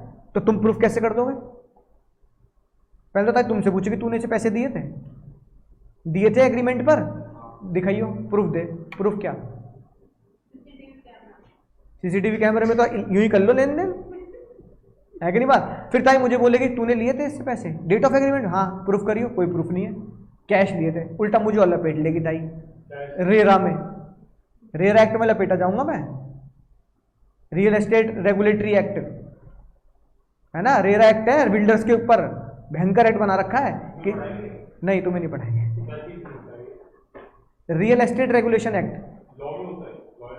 एक्ट है, हाँ मतलब जो बिल्डिंग वाले लॉयर बनते हैं, कॉर्पोरेट लॉयर तो कॉर्पोरेट के होंगे, है ना। जो कैसे लॉयर बनते हैं? जो बिल्डिंग, अरे वकील, सिविल वकील जो होते हैं, क्रिमिनल लॉयर नहीं, सिविल लॉयर जो होते हैं, अपनी भी फील्ड चुन लेते हैं। अब इसे डिवोर्स कराने में मजा आ रहा है तो ये क्या करेगा? कहेगा भाई मैं डिवोर्स लॉयर बनूंगा। क्या बनूंगा? तो भाई वकील बनने के बाद अपनी फील्ड तो चुनो। और जब सीए बनने के बाद चुनोगे ना, अकाउंट्स का काम करोगे, टैक्स का काम करोगे, टैक्स में भी इनकम टैक्स का करोगे, जीएसटी का करोगे, ऑडिट का काम करोगे, चुनोगे ना, या फॉरेन ऑडिट का करोगे, चुनोगे भाई। सब नहीं होता ना भाई, सब नहीं हो पाता, चुनना पड़ता है। बड़ी बड़ी फर्म होंगी, उनके डिपार्टमेंट अलग होते हैं और उनके डिपार्टमेंट के सीए भी अलग होते हैं। अरे तो उसमें डिपार्टमेंट तो बनाना पड़ेगा। तो जैसे जिस फर्म में मैं ट्रेनिंग करता था, उसमें मेनली 2 डिपार्टमेंट, बड़ी फर्म नहीं थी पर 2 डिपार्टमेंट थे। एक ऑडिट डिपार्टमेंट, 3 थे, एक ऑडिट डिपार्टमेंट, एक अकाउंट्स डिपार्टमेंट और एक टैक्स डिपार्टमेंट। मैंने अपनी ट्रेनिंग टैक्स में चुनी क्योंकि मुझे टैक्स पसंद था, तो मैंने टैक्स में चुनी। तो मैं कहीं जाता ही था, ऑडिट वालों को देख के खून बहुत जलता था, क्योंकि ऑडिट वाले कहाँ रहते थे?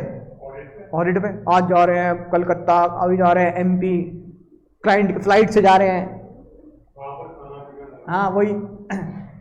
तो वो ऑडिट में एक्सपर्ट थे। लेकिन हमें बाहर जाने का मौका जब मिलता था, जब टैक्स ऑडिट होता था। क्या होता था? तो टैक्स ऑडिट अलग होता है, कंपनी ऑडिट अलग होता है। तो टैक्स ऑडिट में घुमाऊं मैं, आगरा भी घुमाऊं, चंडीगढ़ भी घुमाऊं, है ना, राइट, और बनारस भी घुमाऊं यूपी के। लेकिन टैक्स ऑडिट होता था साल में 1 बार, और जो कंपनी ऑडिट होते हैं वो हाँ 2-3 महीने चलते रहता है। और तो अपनी अपनी फील्ड चुननी होगी।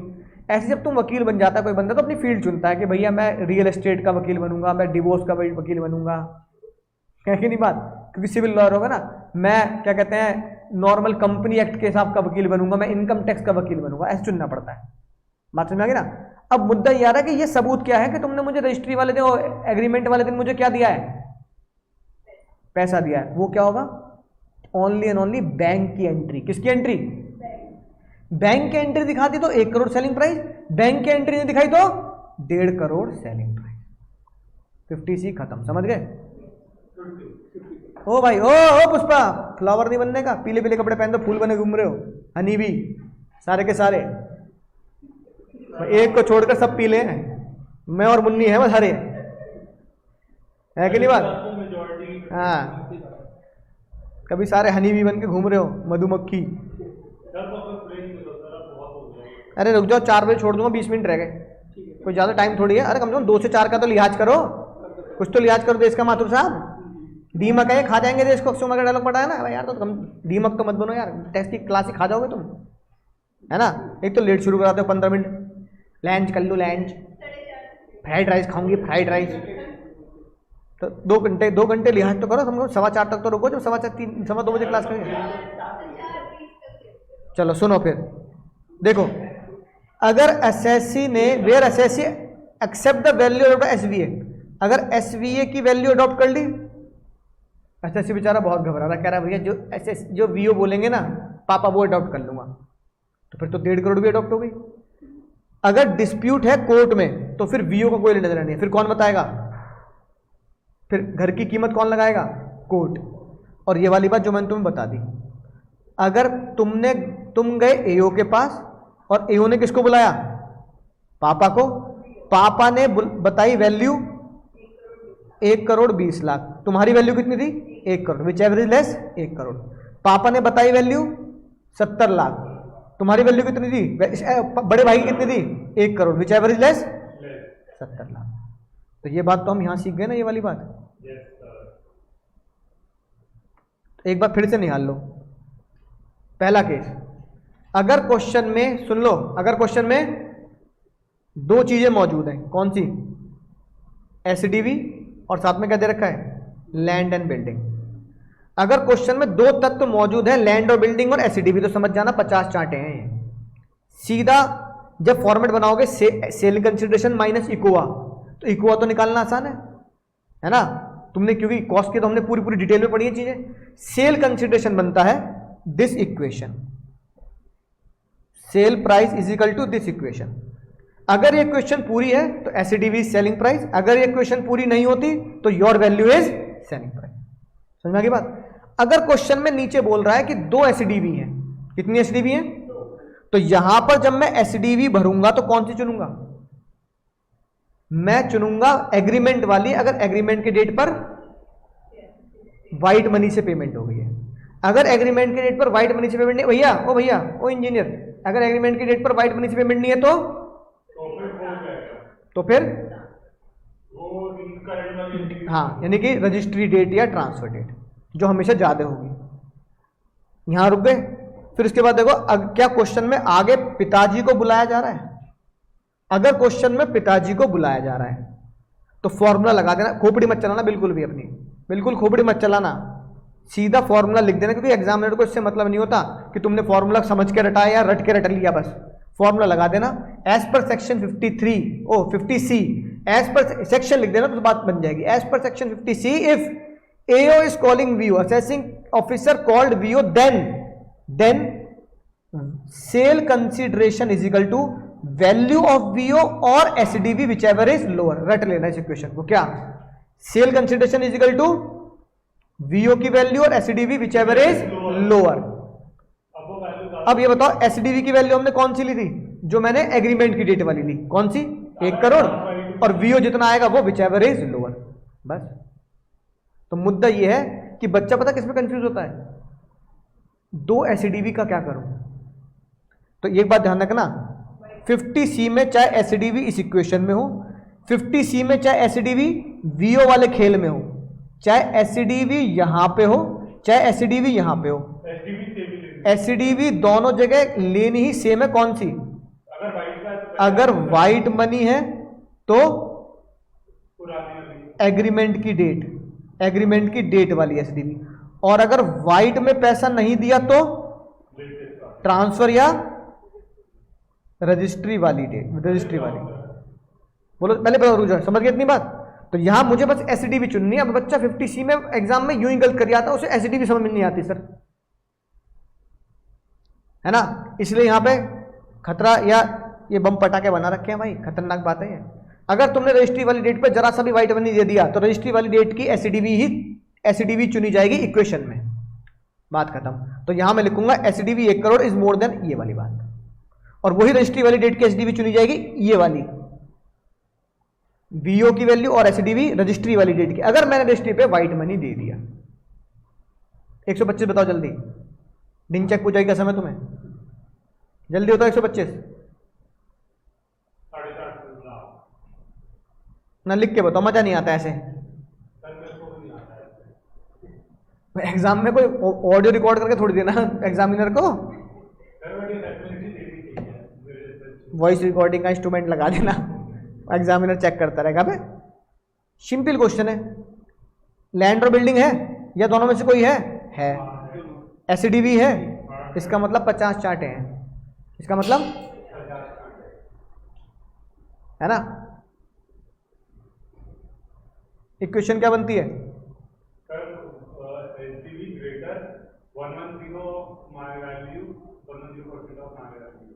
ये इक्वेशन बनती है। एचडीवी कितनी दे रखी है? क्या ये मेरी वैल्यू कितनी है? हाँ, I am claiming the sale price is 4 lakh. 4 lakh into, ऐसे लिख देता हूँ, 4.5 is more than 110% of 4 lakh. क्या इक्वेशन है? This equation is fulfil, therefore 4.5 lakh is sale consideration. कोवा इकोवा तो तुम निकाल ही लोगे। नहीं, अगर क्वेश्चन में तो देगा ना तभी तो क्वेश्चन बनेगा। 126 jaljeera, S D V is more than 100। S D V कितनी दे रखी है इसमें? क्या ये ज्यादा है?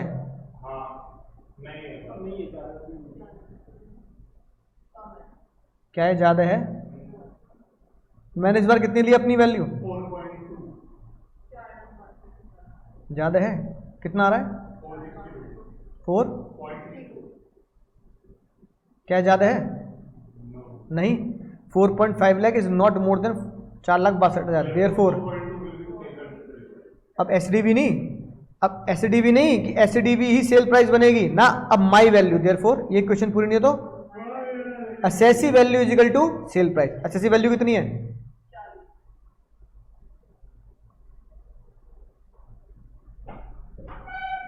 है ना। तो ये क्वेश्चन कब लगानी है? जब एसडीवी कम हो और मार्केट वैल्यू ज्यादा हो, तो ताई को दिक्कत है कि भाई एसडीवी कम ले, एसडीवी क्या है? कम है, और तू एसडीवी से भी अपनी वैल्यू क्या ले रहा है? कम ले रहा है ना। तो सिंपल सी बात, ये क्वेश्चन लगा देंगे। बोलो भैया।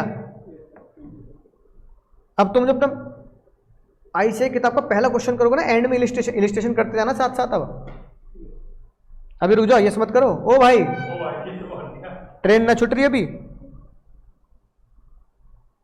गुस्सा नहीं दिलाने का मुझे। तो उसमें क्वेश्चन करने शुरू करने पड़ेंगे तुम्हें ना। तो पहला क्वेश्चन तुम्हें 50 चार्टे में मिलेगा। क्वेश्चन का ही क्वेश्चन। हाँ, एक और कॉन्सेप्ट सीख लेते हैं, अभी थोड़ा सा टाइम है। एक कॉन्सेप्ट और सीख लेते हैं भाई। नहीं, कतई भी नहीं।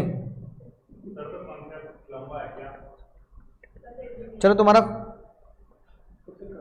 फेवरेट चीज बताता हूँ तुम्हें, तुम्हारी फेवरेट चीज तुम्हें दिखाता हूँ। तुम्हारी भाई अपने ट्रेडर भाई की है ना, वीडियो नहीं, उससे भी भाई मतलब वीडियो में तो फिर भी कुछ काल्पनिक चीजें हो जाती है, मैं रियल लाइफ चीज दिखाता हूँ तुम्हें। कुछ मत पूछ भाई, कुछ मत पूछ आज।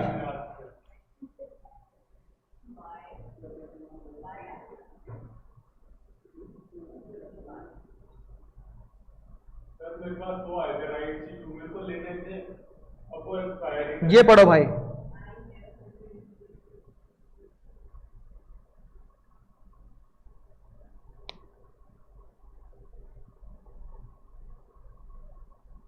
कितने शेयर बायबैक कर दो मेरे? कंपनी की वो है 100 में 3 ले लीजिए, 100 में से 9 लीजिए, है ना। ये हुआ, मैंने बायबैक के लिए अप्लाई कर दिया। बायबैक समझते हो ना? बायबैक अच्छी न्यूज होती है, बड़ी बुरी बेकार न्यूज होती है?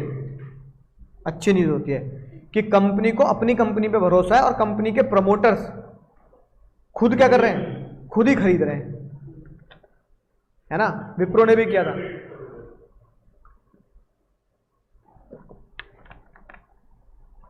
ठीक है, फिर ये हुआ भाई,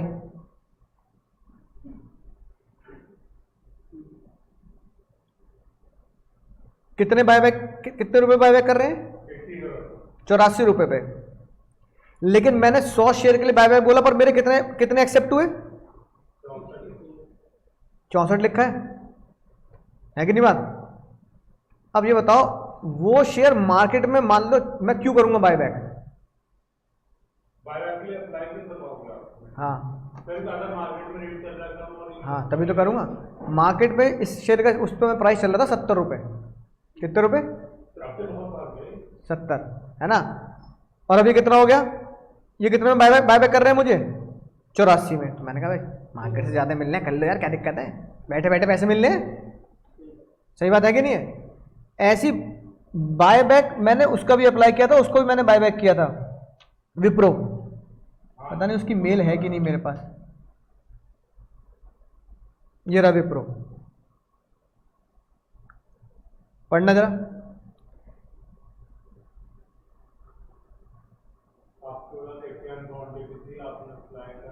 एप्लीकेशन नंबर ये क्वांटिटी 81 है ना। ये क्वांटिटी मुझे बायबैक मिल गई थी, मेरे पास 200।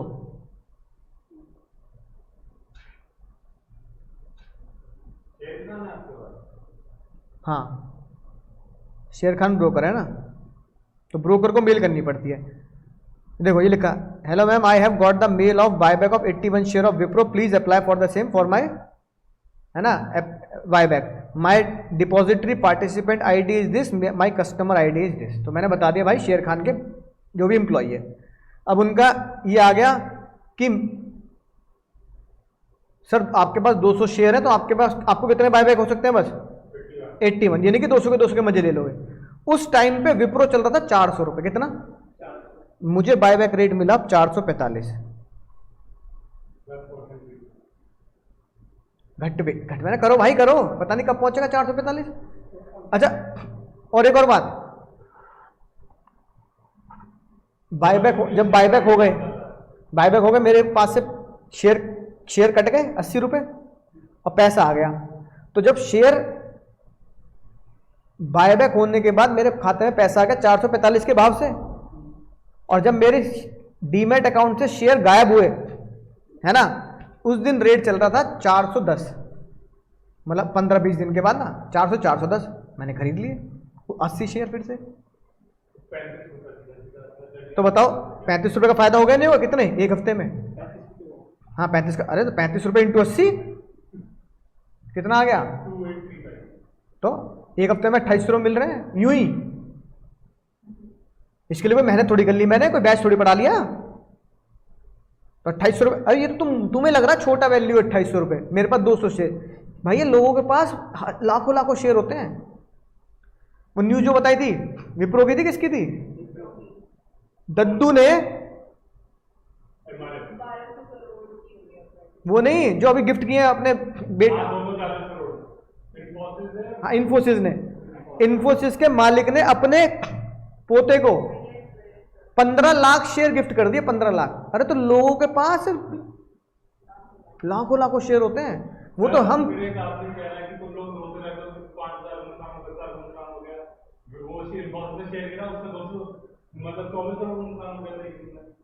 अरे तो उसकी खरीद भी तो कब की है, फर्क क्या पड़ता है? उसके दादू की इन्फोसिस खरीद होगी कब की? 1 रुपए एक शेयर की, अरे उसके दादू का टाइम बहुत है ना। वही तो कह रहा हूं, तो उनके पास जो शेयर होल्डिंग होगी तो 1 रुपए के भाव की होगी। अब 1 रुपए के भाव के शेयर 250 करोड़ हो रहे हैं जितने उसने अपने पोते को दे दिए। अरे तो 250 करोड़ में से 24 करोड़ भी गिर जाए तो भी क्या फर्क पड़ रहा है उसके दद्दू को? दद्दू कह रहा है तू रखे रख, है ना। ऐसा कभी होगा नहीं, इन्फोसिस को भी जीवन में बंद भी हुई ना तो भी उसको तुझे पैसे मिल जाएंगे। अब 1 रुपए में थोड़ी करते कोई मार्केट में इन्फोसिस की वैल्यू। अरे एसेट की वैल्यू तो देखो, तब एसेट थी इन्फोसिस की मान लो हजार करोड़ की, 1980 में 1920 में उतनी भी ना होगी। आज इन्फोसिस की वैल्यूएशन है 50,000 करोड़। अरे तो वैल्यू एसेट की वैल्यूएशन भी तो देखो। अकाउंट्स में सीखा नहीं प्रीमियम कैसे निकलता है? प्रीमियम कैसे निकलता है? Total asset divide by equity share. Simple अगर बताऊं, बहुत सारे वैल्यूएशन के तरीके होते हैं। अगर कोई तुमसे बोले कि सर बताना शेयर 100 रुपए का है और प्रीमियम पे बिक रहा है 1000 रुपए का, है ना। इन्फोसिस मान लो 1000 का चल रहा है, लेकिन फेस वैल्यू कितनी है उसकी? 10 रुपए। फेस वैल्यू तो कमी होती है। सिंपल सी बात भैया, जब वैल्यूएशन हुई asset divide by number of equity करो। हाँ वो तो उतनी मिलेगी। अब असेट है 1000 की और इक्विटी शेयर है 100, तो एक शेयर कितने का हुआ 10 रुपए का, तो मार्केट में 10 का चल रहा है। अब उसी कंपनी की असेट हो गई 1 लाख की, ग्रो कर करके, है ना। शेयर तो उतनी है बाजार में, कितने 100, अब एक शेयर कितने का हो गया, ऐसे होता है। Now the share is trading at premium in the market. Why the premium is 990 high, because the asset of the company is valued. वो नहीं होता शार्क टैंक में दिखाते हैं valuation, the valuation of the asset कितनी हो चुकी है, 1000 नहीं 1 लाख, तो शेयर का प्राइस भी तो उस हिसाब से बढ़ेगा। ऐसे डिसाइड होता है, मतलब एक वन ऑफ द फैक्टर एक नॉर्मल है, इसके अलावा बहुत सारी चीजें भी इन्वॉल्व होती हैं। बात समझ में आ गई। अब ये बताओ 2800 का फायदा, ओ ए पुष्पा कितने का फायदा, 2800 का फायदा। वो तो शेयर मैंने दोबारा खरीद लिया, वो छोड़ो, वो तो मेरी कॉस्टिंग हो गई। 80 शेयर 400 के भाव के लिए 445 में बायबैक कर दिए, 45 रुपए एक शेयर का फायदा हो गया। कैपिटल गेन मानोगे नहीं मानोगे, तो निकम्मो मानोगे नहीं मानोगे। अबे शेयर बेचे हैं, बेचने का मतलब बायबैक भी तो सकता है, पर बायबैक में एक बड़ी खुशखबरी और दी, क्या, मैं टैक्स नहीं भरूंगा। ए मुन्ना कौन टैक्स नहीं भरेगा, मैं टैक्स नहीं भरूंगा, ये लिखी बात। क्या कह दी सर आपने, अरे बहुत तगड़ी बात कह दी मैंने।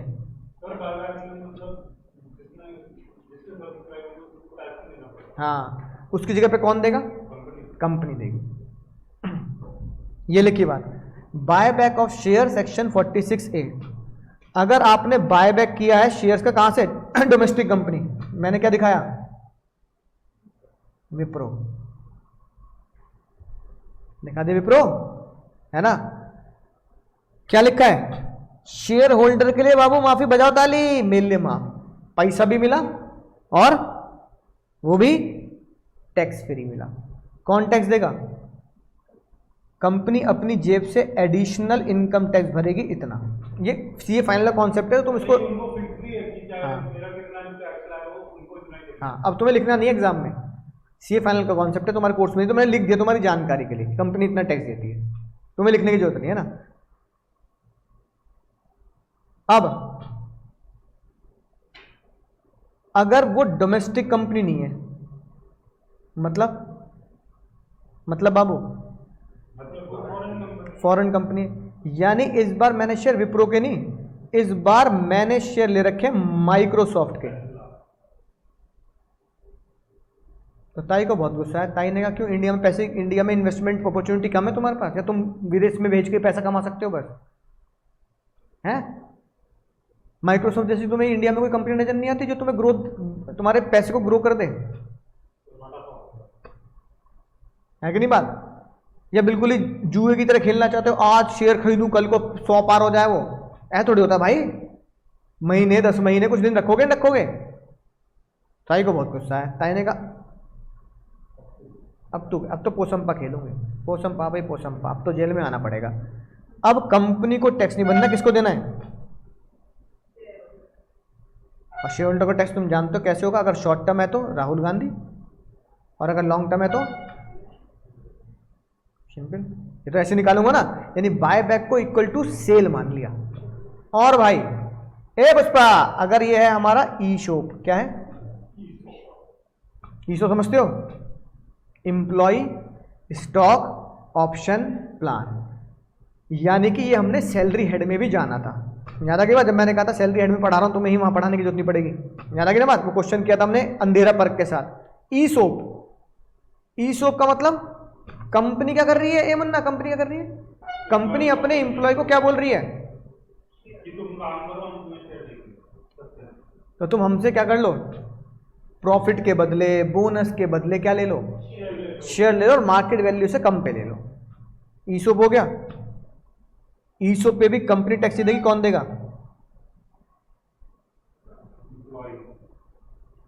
Employ will pay tax. बिल्कुल वैसे कॉन्सेप्ट जो ईसोप वाला कॉन्सेप्ट हमने सीखा था। किसमें? हाँ, है ना, विद उसके साथ ही था, है ना, 17(2)(7) के साथ। हमने उसके नीचे एक क्वेश्चन भी था इसका, ईसोप दिया तो एम्प्लॉय को उतना फायदा हो गया जितने रुपए का डिफरेंस है। उस एम्प्लॉय ने क्या किया, उसको बेच दिया, तो उसकी कॉस्टिंग कोआ कितनी मानेंगे, याद आ गई बात, कोआ उतनी मानेंगे जितना उसको मार्केट वैल्यू का मिला था, याद आ गई ना बात। तो वो चीज हमने यहीं पे पढ़ ली थी, वही कॉन्सेप्ट लगेगा यहाँ। बेचने के बाद जो प्रॉफिट आएगा, अगर वो शॉर्ट टर्म है तो राहुल गांधी, और अगर वो ईसोप के शेयर मैंने बेचे लॉन्ग टर्म के बाद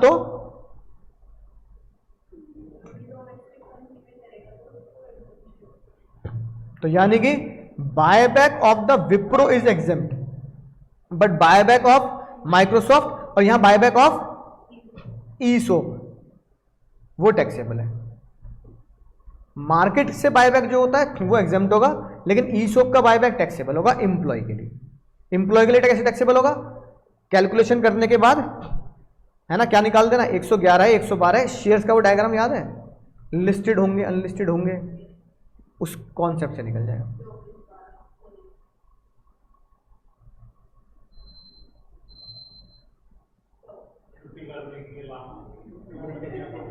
हैं, तुमने बजाया? 4 बजे का बजाया किसी का पक्का, किसी ने मजे लिए हैं भाई।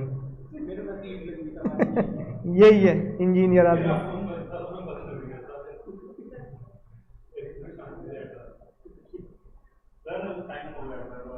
अरे रुक जाओ तुम यार, बड़ी आफत मचाते, रुक नहीं रहे बात।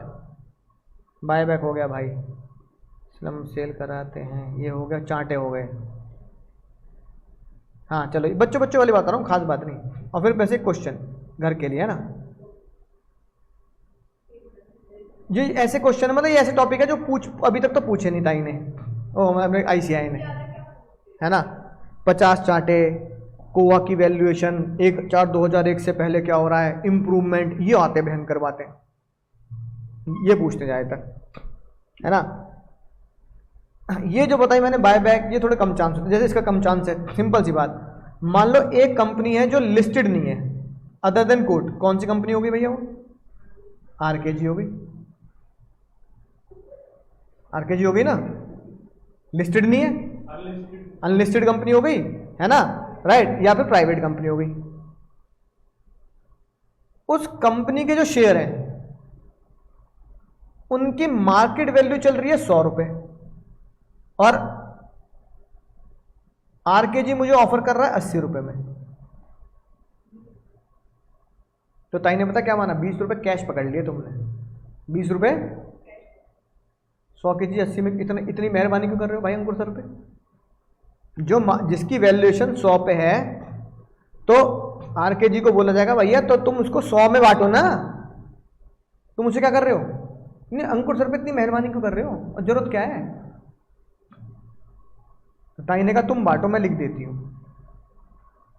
इफ RKG प्राइवेट लिमिटेड के शेयर बेचे जाते हैं less than the market value, तुम खेल लो आपस में, मैं सेल प्राइस क्या मानूंगी, sale price is equal to market value, खेल लो आपस में, खत्म बात। तो कोई प्राइवेट कंपनी के शेयर में झोल करना चाहे नहीं कर सकता, तो फेयर मार्केट वैल्यू शिल be the full value of consideration, बात खत्म। बच्चों वाली बात थी, पर ये बता दे कि लोग क्या करते थे, प्राइवेट कंपनी के शेयर, अनलिस्टेड कंपनी के शेयर अपने हिसाब से खरीद बेच करते थे, तो ताई को बड़ा इसमें दिक्कत होती थी, है ना। उन्होंने लिख दिए बात, जो मार्केट वैल्यू होगा वो सेल कंसिडरेशन होगा, बात खत्म। तुम आपस में ज्यादा बेचो कम पे बेचो मुझे मत बताना, मैं तो मार्केट वैल्यू मान लूंगी बस, और मार्केट वैल्यू के लिए मेरे पास वैल्यूएशन ऑफिसर्स हैं, ठीक है। इसका एक ही एक्सेप्शन है, court, NCLT, national company law tribunal, PP sir ने तुम्हें बताई भी होगा कभी, है ना। अगर NCLT कह रहा है कि उस कंपनी के शेयर एक डायरेक्टर को दे दो और वो कम दाम पे दे दो FMV से, तो फिर FMV से कम दाम वाले शेयर ही क्या माने जाएंगे, sale price is equal to price of share which are less than market value. यानी अब सेल प्राइस क्या हो जाएंगे, 80 रुपए। अगर ये 80 रुपए कौन दिलवा रहा है, कोर्ट एनसीएलटी दिलवा रहा है। अब अब ताई कोर्ट का वहीलना थोड़ी कर देगी, ताई कह रही भैया कोर्ट के ऑर्डर आ गए, छोड़ अब कुछ नहीं कर सकती। लेकिन कोर्ट ही ऑर्डर कब देगा? जब कोर्ट किसी पुराने डायरेक्टर को डिसमिस करेगा और नए डायरेक्टर को नॉमिनेट करेगा। तो नए डायरेक्टर को नॉमिनेट करने के लिए नए डायरेक्टर को क्या लेने पड़ेंगे? कंपनी के शेयर। तो नया डायरेक्टर कहेगा ज्यादा पे क्यों लूं, फर्जी कंपनी है तो, तभी तो पुराने डायरेक्टर को बर्खास्त कर रहे हो तुम। तो मैं नया डायरेक्टर कहेगा कि मुझे शेयर दो, पर कैसे दो? सस्ते। और ताई से ही बोलो, ओ भाई, ओ इंजीनियर भाई, सुन नहीं रहा भाई ट्रेडर, होश नहीं रहता इसे बिल्कुल भी, वहां से फिर उठा लेगा। प्राइवेट कंपनी के शेयर है, पुराना डायरेक्टर जा रहा है, नया आ रहा है, हाँ, शेयर ले रहे हैं, तो कोई मतलब नहीं सुनने से।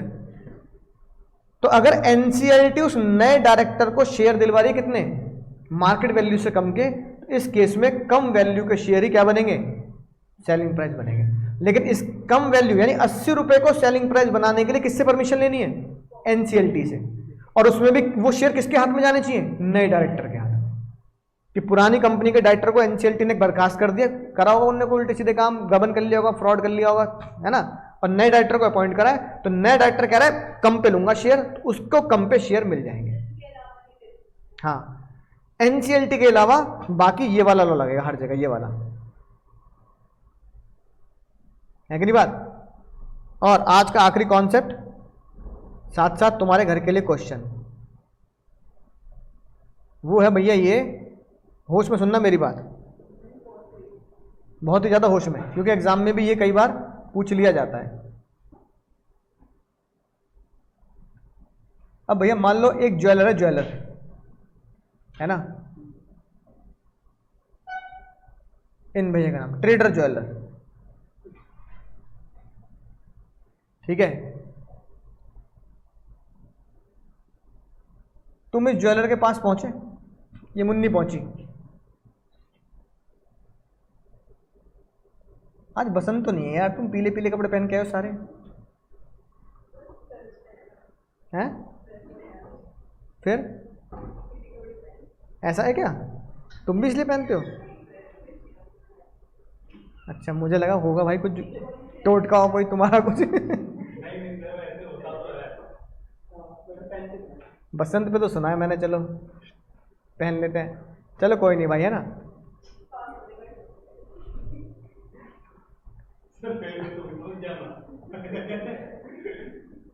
अब ये मुन्नी पहुंची,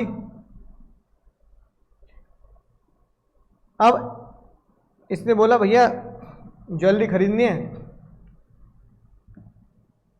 तो उसने कहा भैया बिल्कुल बुक कर दो ज्वेलरी, विवाह में एकदम क्या मिलेगी, चकाचक नहीं मिलेगी, वहां से 2 दिन पहले ले लेना। अब इसने बुकिंग अमाउंट दे दिया, एडवांस, क्या दे दिया? एडवांस दे दिया। उसकी कोई दिक्कत नहीं, वो उसे पता है सोने के रेट बढ़ेंगे तो आज का प्राइस लॉक करेंगे, करेंगे ना, वो सब जो करते हैं ज्वेलरी वाले, वो सब है। अब एडवांस दे दिया, मान लो 1 लाख रुपए, कितने दे दिए? 1 लाख रुपए। मुन्नी ने मना कर दिया विवाह करने से, है? मुन्नी ने विवाह कर दिया कि जिससे विवाह होता मैं नहीं करी तुझसे शादी, नाटकबाजी कर रहा हूँ, कर दिया। और इतना गुस्सा आया, इतना गुस्सा आया, नहीं सर नहीं फोड़, कह रही है सर फोड़ दिया उसका, नहीं दिया, ऐसा नहीं करना। पीले पीले पहन के दिमाग घूम जाता है। अब इतना गुस्सा आया कि इसने बस एक ही बार पूछा, देख भाई ऐसा है, अब मेरा कोई मूड नहीं ज्वेलरी वेलरी बनवाने का, पैसे दिए थे 1 लाख रुपए, मुझे नहीं चाहिए, अब तेरे को जो काटने वाटने हो काट ले, इन्फ्लेशन अगर हो गया, सोने का दाम बढ़ गया, मेरे पैसे लौटा दे। इन्हें बोला दीदी ऐसे नहीं होता। इसे इतना गुस्सा आया, चली गई वापस, आज के बाद ना होंगी तेरी दुकान पे कभी भी, बन रहा अपने आप को। लेकिन मार्केट तो ये कहती है, अब मार्केट इसे बोलती है कि ये बात हम शेयर्स में भी तो करते हैं, तो दीदी बुरा मानने वाली क्या बात है, ये बात तो हम शेयर्स में भी करते हैं। सब्सक्रिप्शन मनी दिया, अलॉटमेंट दिया, सेकंड कॉल नहीं दी, तो क्या करते हो? तो भाई जब्त कर ले, इनने फोरफीट कर लिए, कितने रुपए? 1 लाख रुपए फोरफीट कर लिए, बहुत खुश, 1 लाख रुपए से कॉल पुट खरीदूंगा अब। है कि नहीं बात? ठीक है, हाँ सेलिंग करूंगा, बाइंग भी नहीं करूंगा अब तो। सेलिंग करूंगा, थोड़ा थोड़ा कमा लेंगे पर रोज कमाएंगे थोड़ा थोड़ा ना। सेलिंग करूंगा भाई, 1 लाख बहुत कुछ। अब ये बताओ जो ज्वेलरी है क्या वो गड्ढे में डाल देगा? जिस ज्वेलरी को बनवा के दुकान पे रख लिया, जिसके ऊपर 1 लाख फोरफीट कर लिया, उस ज्वेलरी का क्या करना है? तो उसको बेच देंगे। बेचोगे नहीं बेचोगे? अब भाई इसके बाद नया ग्राहक आया, इसने 1 लाख रुपए फोरफीट करने के बाद वो सेम ज्वेलरी सेल कर दी मान लो 50 लाख में, और जिसको सेल करी उसको बताएगा ये पता है 1 लाख रुपए पहले जब कर ली थी। क्या बताऊं, मुझे आ गया 1 लाख रुपए बताया ये। अगर ये बता देगा और मान लो यही आ गया है ना, यही आ गया भाई, भाई मम्मी को दिलानी, दीदी को दिलानी है ना, ये शादी होने वाली है तो होने वाली बीवी को दिलानी है, तो ये बता देगा दोस्तों के भी। भाई दिल अपनी जगह है और धंधा अपनी जगह, बिल अपनी जगह है, ये बात ध्यान रखना, दिल अपनी जगह धंधा अपनी जगह होता है भाई, है कि नहीं बात? राइट। गधा घास से दोस्ती करेगा या घोड़ा घास से दोस्ती करेगा तो फिर खाएगा क्या, जीवन व्यर्थ हो जाएगा इसका। तो कह रहा भाई ये बात छुपा लेगा नहीं छुपा लेगा? अभी कह रहा भाई कितने की है भैया? भाई 50 लाख की है, और तेरे लिए मेकिंग चार्जेस थोड़े कम कर दूंगा, तो दोस्त है अपना, इंटर में साथ पढ़ते थे हम, है ना, तो ये भी खुश होगा, चल यार दोस्ती है, कुछ तो लिहाज कर लिया। लेकिन वो ये नहीं बताया कि इसके ऊपर मैं 1 लाख रुपए इससे क्या कर चुका हूँ, कमा चुका हूँ, ये नहीं बताएगा ना। अब मुद्दा ये आया, ये बात इसने इससे छुपा ली, अब ये छुपाता नहीं तो बोल भी देता अच्छा उससे तूने 1 लाख रुपए तो 49 की बेचे ना, फिर तो अपना नुकसान क्यों करेगा? अब सेल प्राइस 1 लाख, मान लो उस ज्वेलरी की जो कीमत थी, cost of acquisition for example short term में ले लेते हैं, उसकी कीमत थी 20 लाख, है ना, लेकिन ये एडवांस मनी फोरफीटेड बीच में घुस गया। ये कह रहा है पहले कितना आसान था भाई, यही खरीद लेती 50 लाख में, कुआ कर देता, बात खत्म होती, एडवांस दे गई, उसके बाद ज्वेलरी भी ना लेने आई और एडवांस भी क्या कहते हैं जब्त करना पड़ गया मुझे, भाई क्या करे, बिजनेस के असूल है। अब इसने इसको नहीं बताया, इसने इसको नहीं बताया, 1 लाख रुपए इसकी कमाई होगी एक्स्ट्रा। जो ज्वेलरी 50 की थी, जेब में कितने आ गए 51, पर ये बात किसको पता है? ताई को, क्योंकि उसने इसको चेक दिया था। क्या दिया था? ताई कह रही है चेक आया 1 लाख, फिर 50 लाख रुपए यहां से चेक आ गया, है ना, तो चाहे ये ज्वेलरी कोई ना कोई तो ऐसी 1 लाख रुपए की कमाई है भाई। 1 लाख रुपए बता आए कहां से? तो ये भाई ईमानदार था, कह रहा था ताई मैं क्या बताऊं, 1 लाख रुपए ज्वेलरी के चक्कर में आए थे। तो फिर तो ईमानदार कौन बताओ, ईमानदार कौन? नहीं, ईमानदार कौन? ईमानदार वो जो पकड़ा ना जाए। फिर तुम पकड़े नहीं गए तो बल्ले बल्ले, पकड़े गए तो लपेटे जाओगे, लपेटे जाओगे सीए फाइनल तक, सीए फाइनल तक लपेटे जाओगे, मतलब इनकम टैक्स की प्रोसीडिंग भी चलेंगी, जेल तक की भी नौबत आ सकती है ना। अगर ज्यादा बड़ी चोरी पकड़ी गई तो पता लगा कि ये 1 लाख का नहीं 1 करोड़ 10 करोड़ 100 करोड़ का मसला था, तो उसके हिसाब से प्रोसीडिंग चलेंगी। और जब तक पकड़े नहीं जा रहे भाई तब तक मजे, कोई दिक्कत नहीं। ईमानदार वही जो पकड़ा ना जाए, सिंपल उसूल है हमारे देश में। ईमानदार कौन? जो पकड़ा नहीं जा रहा वो सब ईमानदार है भाई, जो पकड़े गए वही तो चोर है। अब ये कह रहा भाई कुछ नहीं, कैश वैश कुछ नहीं, चेक से लेता हूं भाई, नंबर 1 का धंधा है अपना, चेक से लो, चेक से पेमेंट दो, बात खत्म। अब ताई कह रही 1 लाख रुपए किस बात के आ रहे हैं तेरे खाते में क्रेडिट? बोला अरे बता तो रहा हूं ताई, सच तो बता रहा हूं, ऐसे से फोरफीट कर लिए पैसे, नहीं ले गई वो ज्वेलरी। अब सुनना ध्यान से, इसका करूंगा क्या? अब 2 रास्ते हैं, या तो सेल में ऐड कर दूं या फिर इसमें से माइनस कर दूं, क्योंकि 50 में से 20 जाएंगे कि तो कितने बचेंगे? 30 लाख बचेंगे। अगर मैं 50 में 1 ऐड करूं तो 51 में से 20 गए, कितने बचे? है ना 31। और अगर कोअलेस कर दूं तो भी 31। तो ताई ने क्या चुनाव किया? ताई ने कहा सेल प्राइस में ऐड मत कर, इसे कौन बताएगा सेल प्राइस, है ना, तू तो से बताएगा नहीं, तो क्या कर, एडवांस मनी फोरफिटेड कोआ में से लेस होती है 1 लाख। अब तेरी कोआ कितनी बनी? 19। अब कितने आ गए? 31 लाख तेरा कैपिटल गेन हो गया। पहला कौन सा समझ में आया? लेकिन एक ऐसी बात जो मैंने आज से बहुत साल पहले ताई को बताई थी, मैंने कहता एक बार बताओ, कैपिटल गेन में एसेट कौन सी जाती है? जो एसेट बिके, जो एसेट बिके उसका पैसा। जिस एसेट का एडवांस मनी फोरफिटेड 1 लाख है वो तो बिकी ना, और तुमने उसे कैपिटल गेन में कैसे ले लिया? कैपिटल गेन में तो 50 और 20 का सौदा होना चाहिए, तुमने 1 लाख क्यों घटा दिया भाई? ताई कह रहे कह तो सही रहा यार, जो 1 लाख रुपए मुझे मिले क्या वो सेल कंसिडरेशन था? नहीं तो वो तो क्या था, एडवांस फोरफिट हो गया बस, सेल प्राइस थोड़ी है वो। ताई ने कहा बात तो सही कह रहा है यार, सेल प्राइस तो है नहीं, फिर भी मैंने कैपिटल गेन में लिख दिया। अब ताई ने बोला देखो यार, पुराने जो लोग कह गए वो कह गए, पुराने लॉयर्स की बेइज्जती नहीं करते। तो ताई ने कहा देखो कांग्रेस का लिहाज करते हुए, क्योंकि ताई तो बीजेपी की, ताई ने बोला 1 अप्रैल 2014 के बाद, क्योंकि 1 अप्रैल 2014 से बीजेपी आई थी, है ना। सुन तो लो, 1 अप्रैल 2014 के बाद advance money forfeited capital gain में नहीं जाना चाहिए, क्योंकि advance money forfeited is never N selling price. तो कहां जाना चाहिए? Other source, treated in other source. 1 अप्रैल 2014 से पहले का जो एडवांस मनी फोरफिटेड है वो होगा कोआ में से लेस।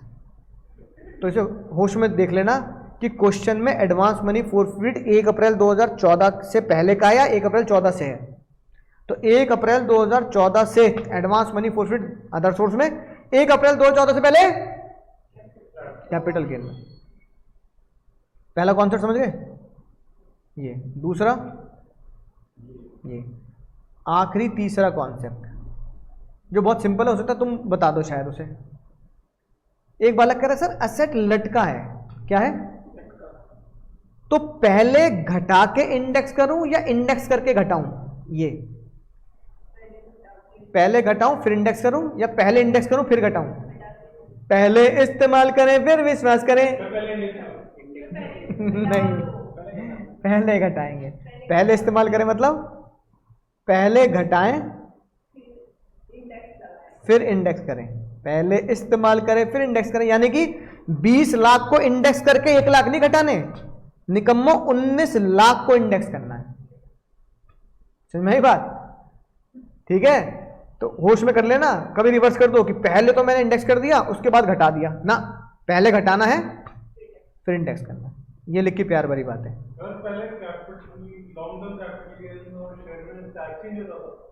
होता था, होता था। इधर देखो क्या लिखा है, any advance money forfeited shall be deducted from COA. अगर कोई एसेट डेप्रिशिएबल है तो फ्रॉम WDV और from market value. Market value में से क्यों घटा रहे हो? समझ गए? बताओ यहां मार्केट वैल्यू क्यों लिखी है? अरे नालायको, तुम्हारे चक्कर में मैं कहीं लटक जाऊंगा कहीं जाके। अरे फेयर मार्केट वैल्यू कोआ कब बनती है? जब 1/4/2001 से पहले की एसेट हो। तो मैं कोआ को क्या लेता हूं? कोआ और market value whichever is higher, और हायर ही क्या बन रही है मेरी? फॉर एग्जांपल मार्केट वैल्यू मिल रही है, तो मार्केट वैल्यू में से ही तो घटाऊंगा फिर। तो कॉस्ट में घटाने का मतलब क्या है? जो भी तुम्हारी कॉस्ट बनेगी उसमें से घटा देना। अब 1/4/2001 से पहले कॉस्ट क्या बन रही है? Cost or FMV whichever is higher, तो जो भी हायर है उसमें से घटा देंगे।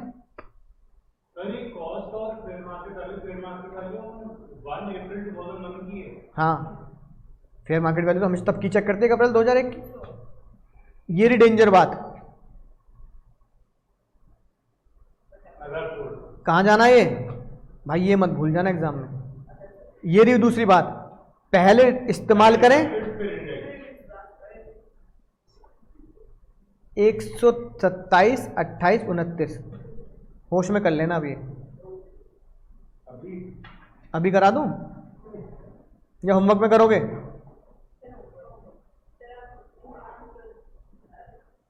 नहीं, मैं क्लास में करा दूंगा, चिंता मत करो। तो तीनों को ढंग से करना, खासकर ये वाला क्वेश्चन देखो, इसमें प्रीवियस ओनर भी है, एडवांस मनी फोरफिट भी है, सारे कॉन्सेप्ट है इसमें। देखो प्रीवियस ओनर 1 अप्रैल 2001,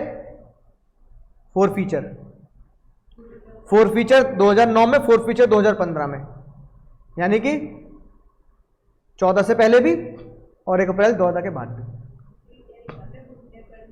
हाँ, बहुत जोर देना पड़ेगा तुम्हें, घुटने पर बहुत ज़्यादा जोर देना पड़ेगा, क्योंकि सारे कॉन्सेप्ट लगाने हैं।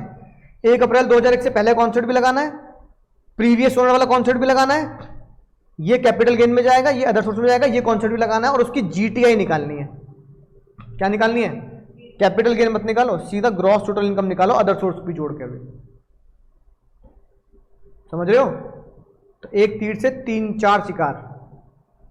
2001 से पहले का कॉन्सेप्ट, एडवांस मनी फोरफीट का कॉन्सेप्ट, गिफ्ट का कॉन्सेप्ट आए, और साथ साथ एडवांस मनी फोरफीटेड का भी कॉन्सेप्ट। तो भाई सेक्शन शगुन का है, कितने रुपए एडवांस फोरफीट किए? 51 रुपए। तो 51 रुपए के हिसाब से सेक्शन 51 मुझे लगाना पड़ेगा, है ना। 3 क्वेश्चन करेंगे, खेल खत्म करेंगे। ठीक है, चलो भाई, okay, tata bye bye, take care. कितना बज गया भाई? चलो भाई, चलो ठीक है, अब पूरे हुए 2 घंटे, बहुत बढ़िया बात। Tata bye bye, take care.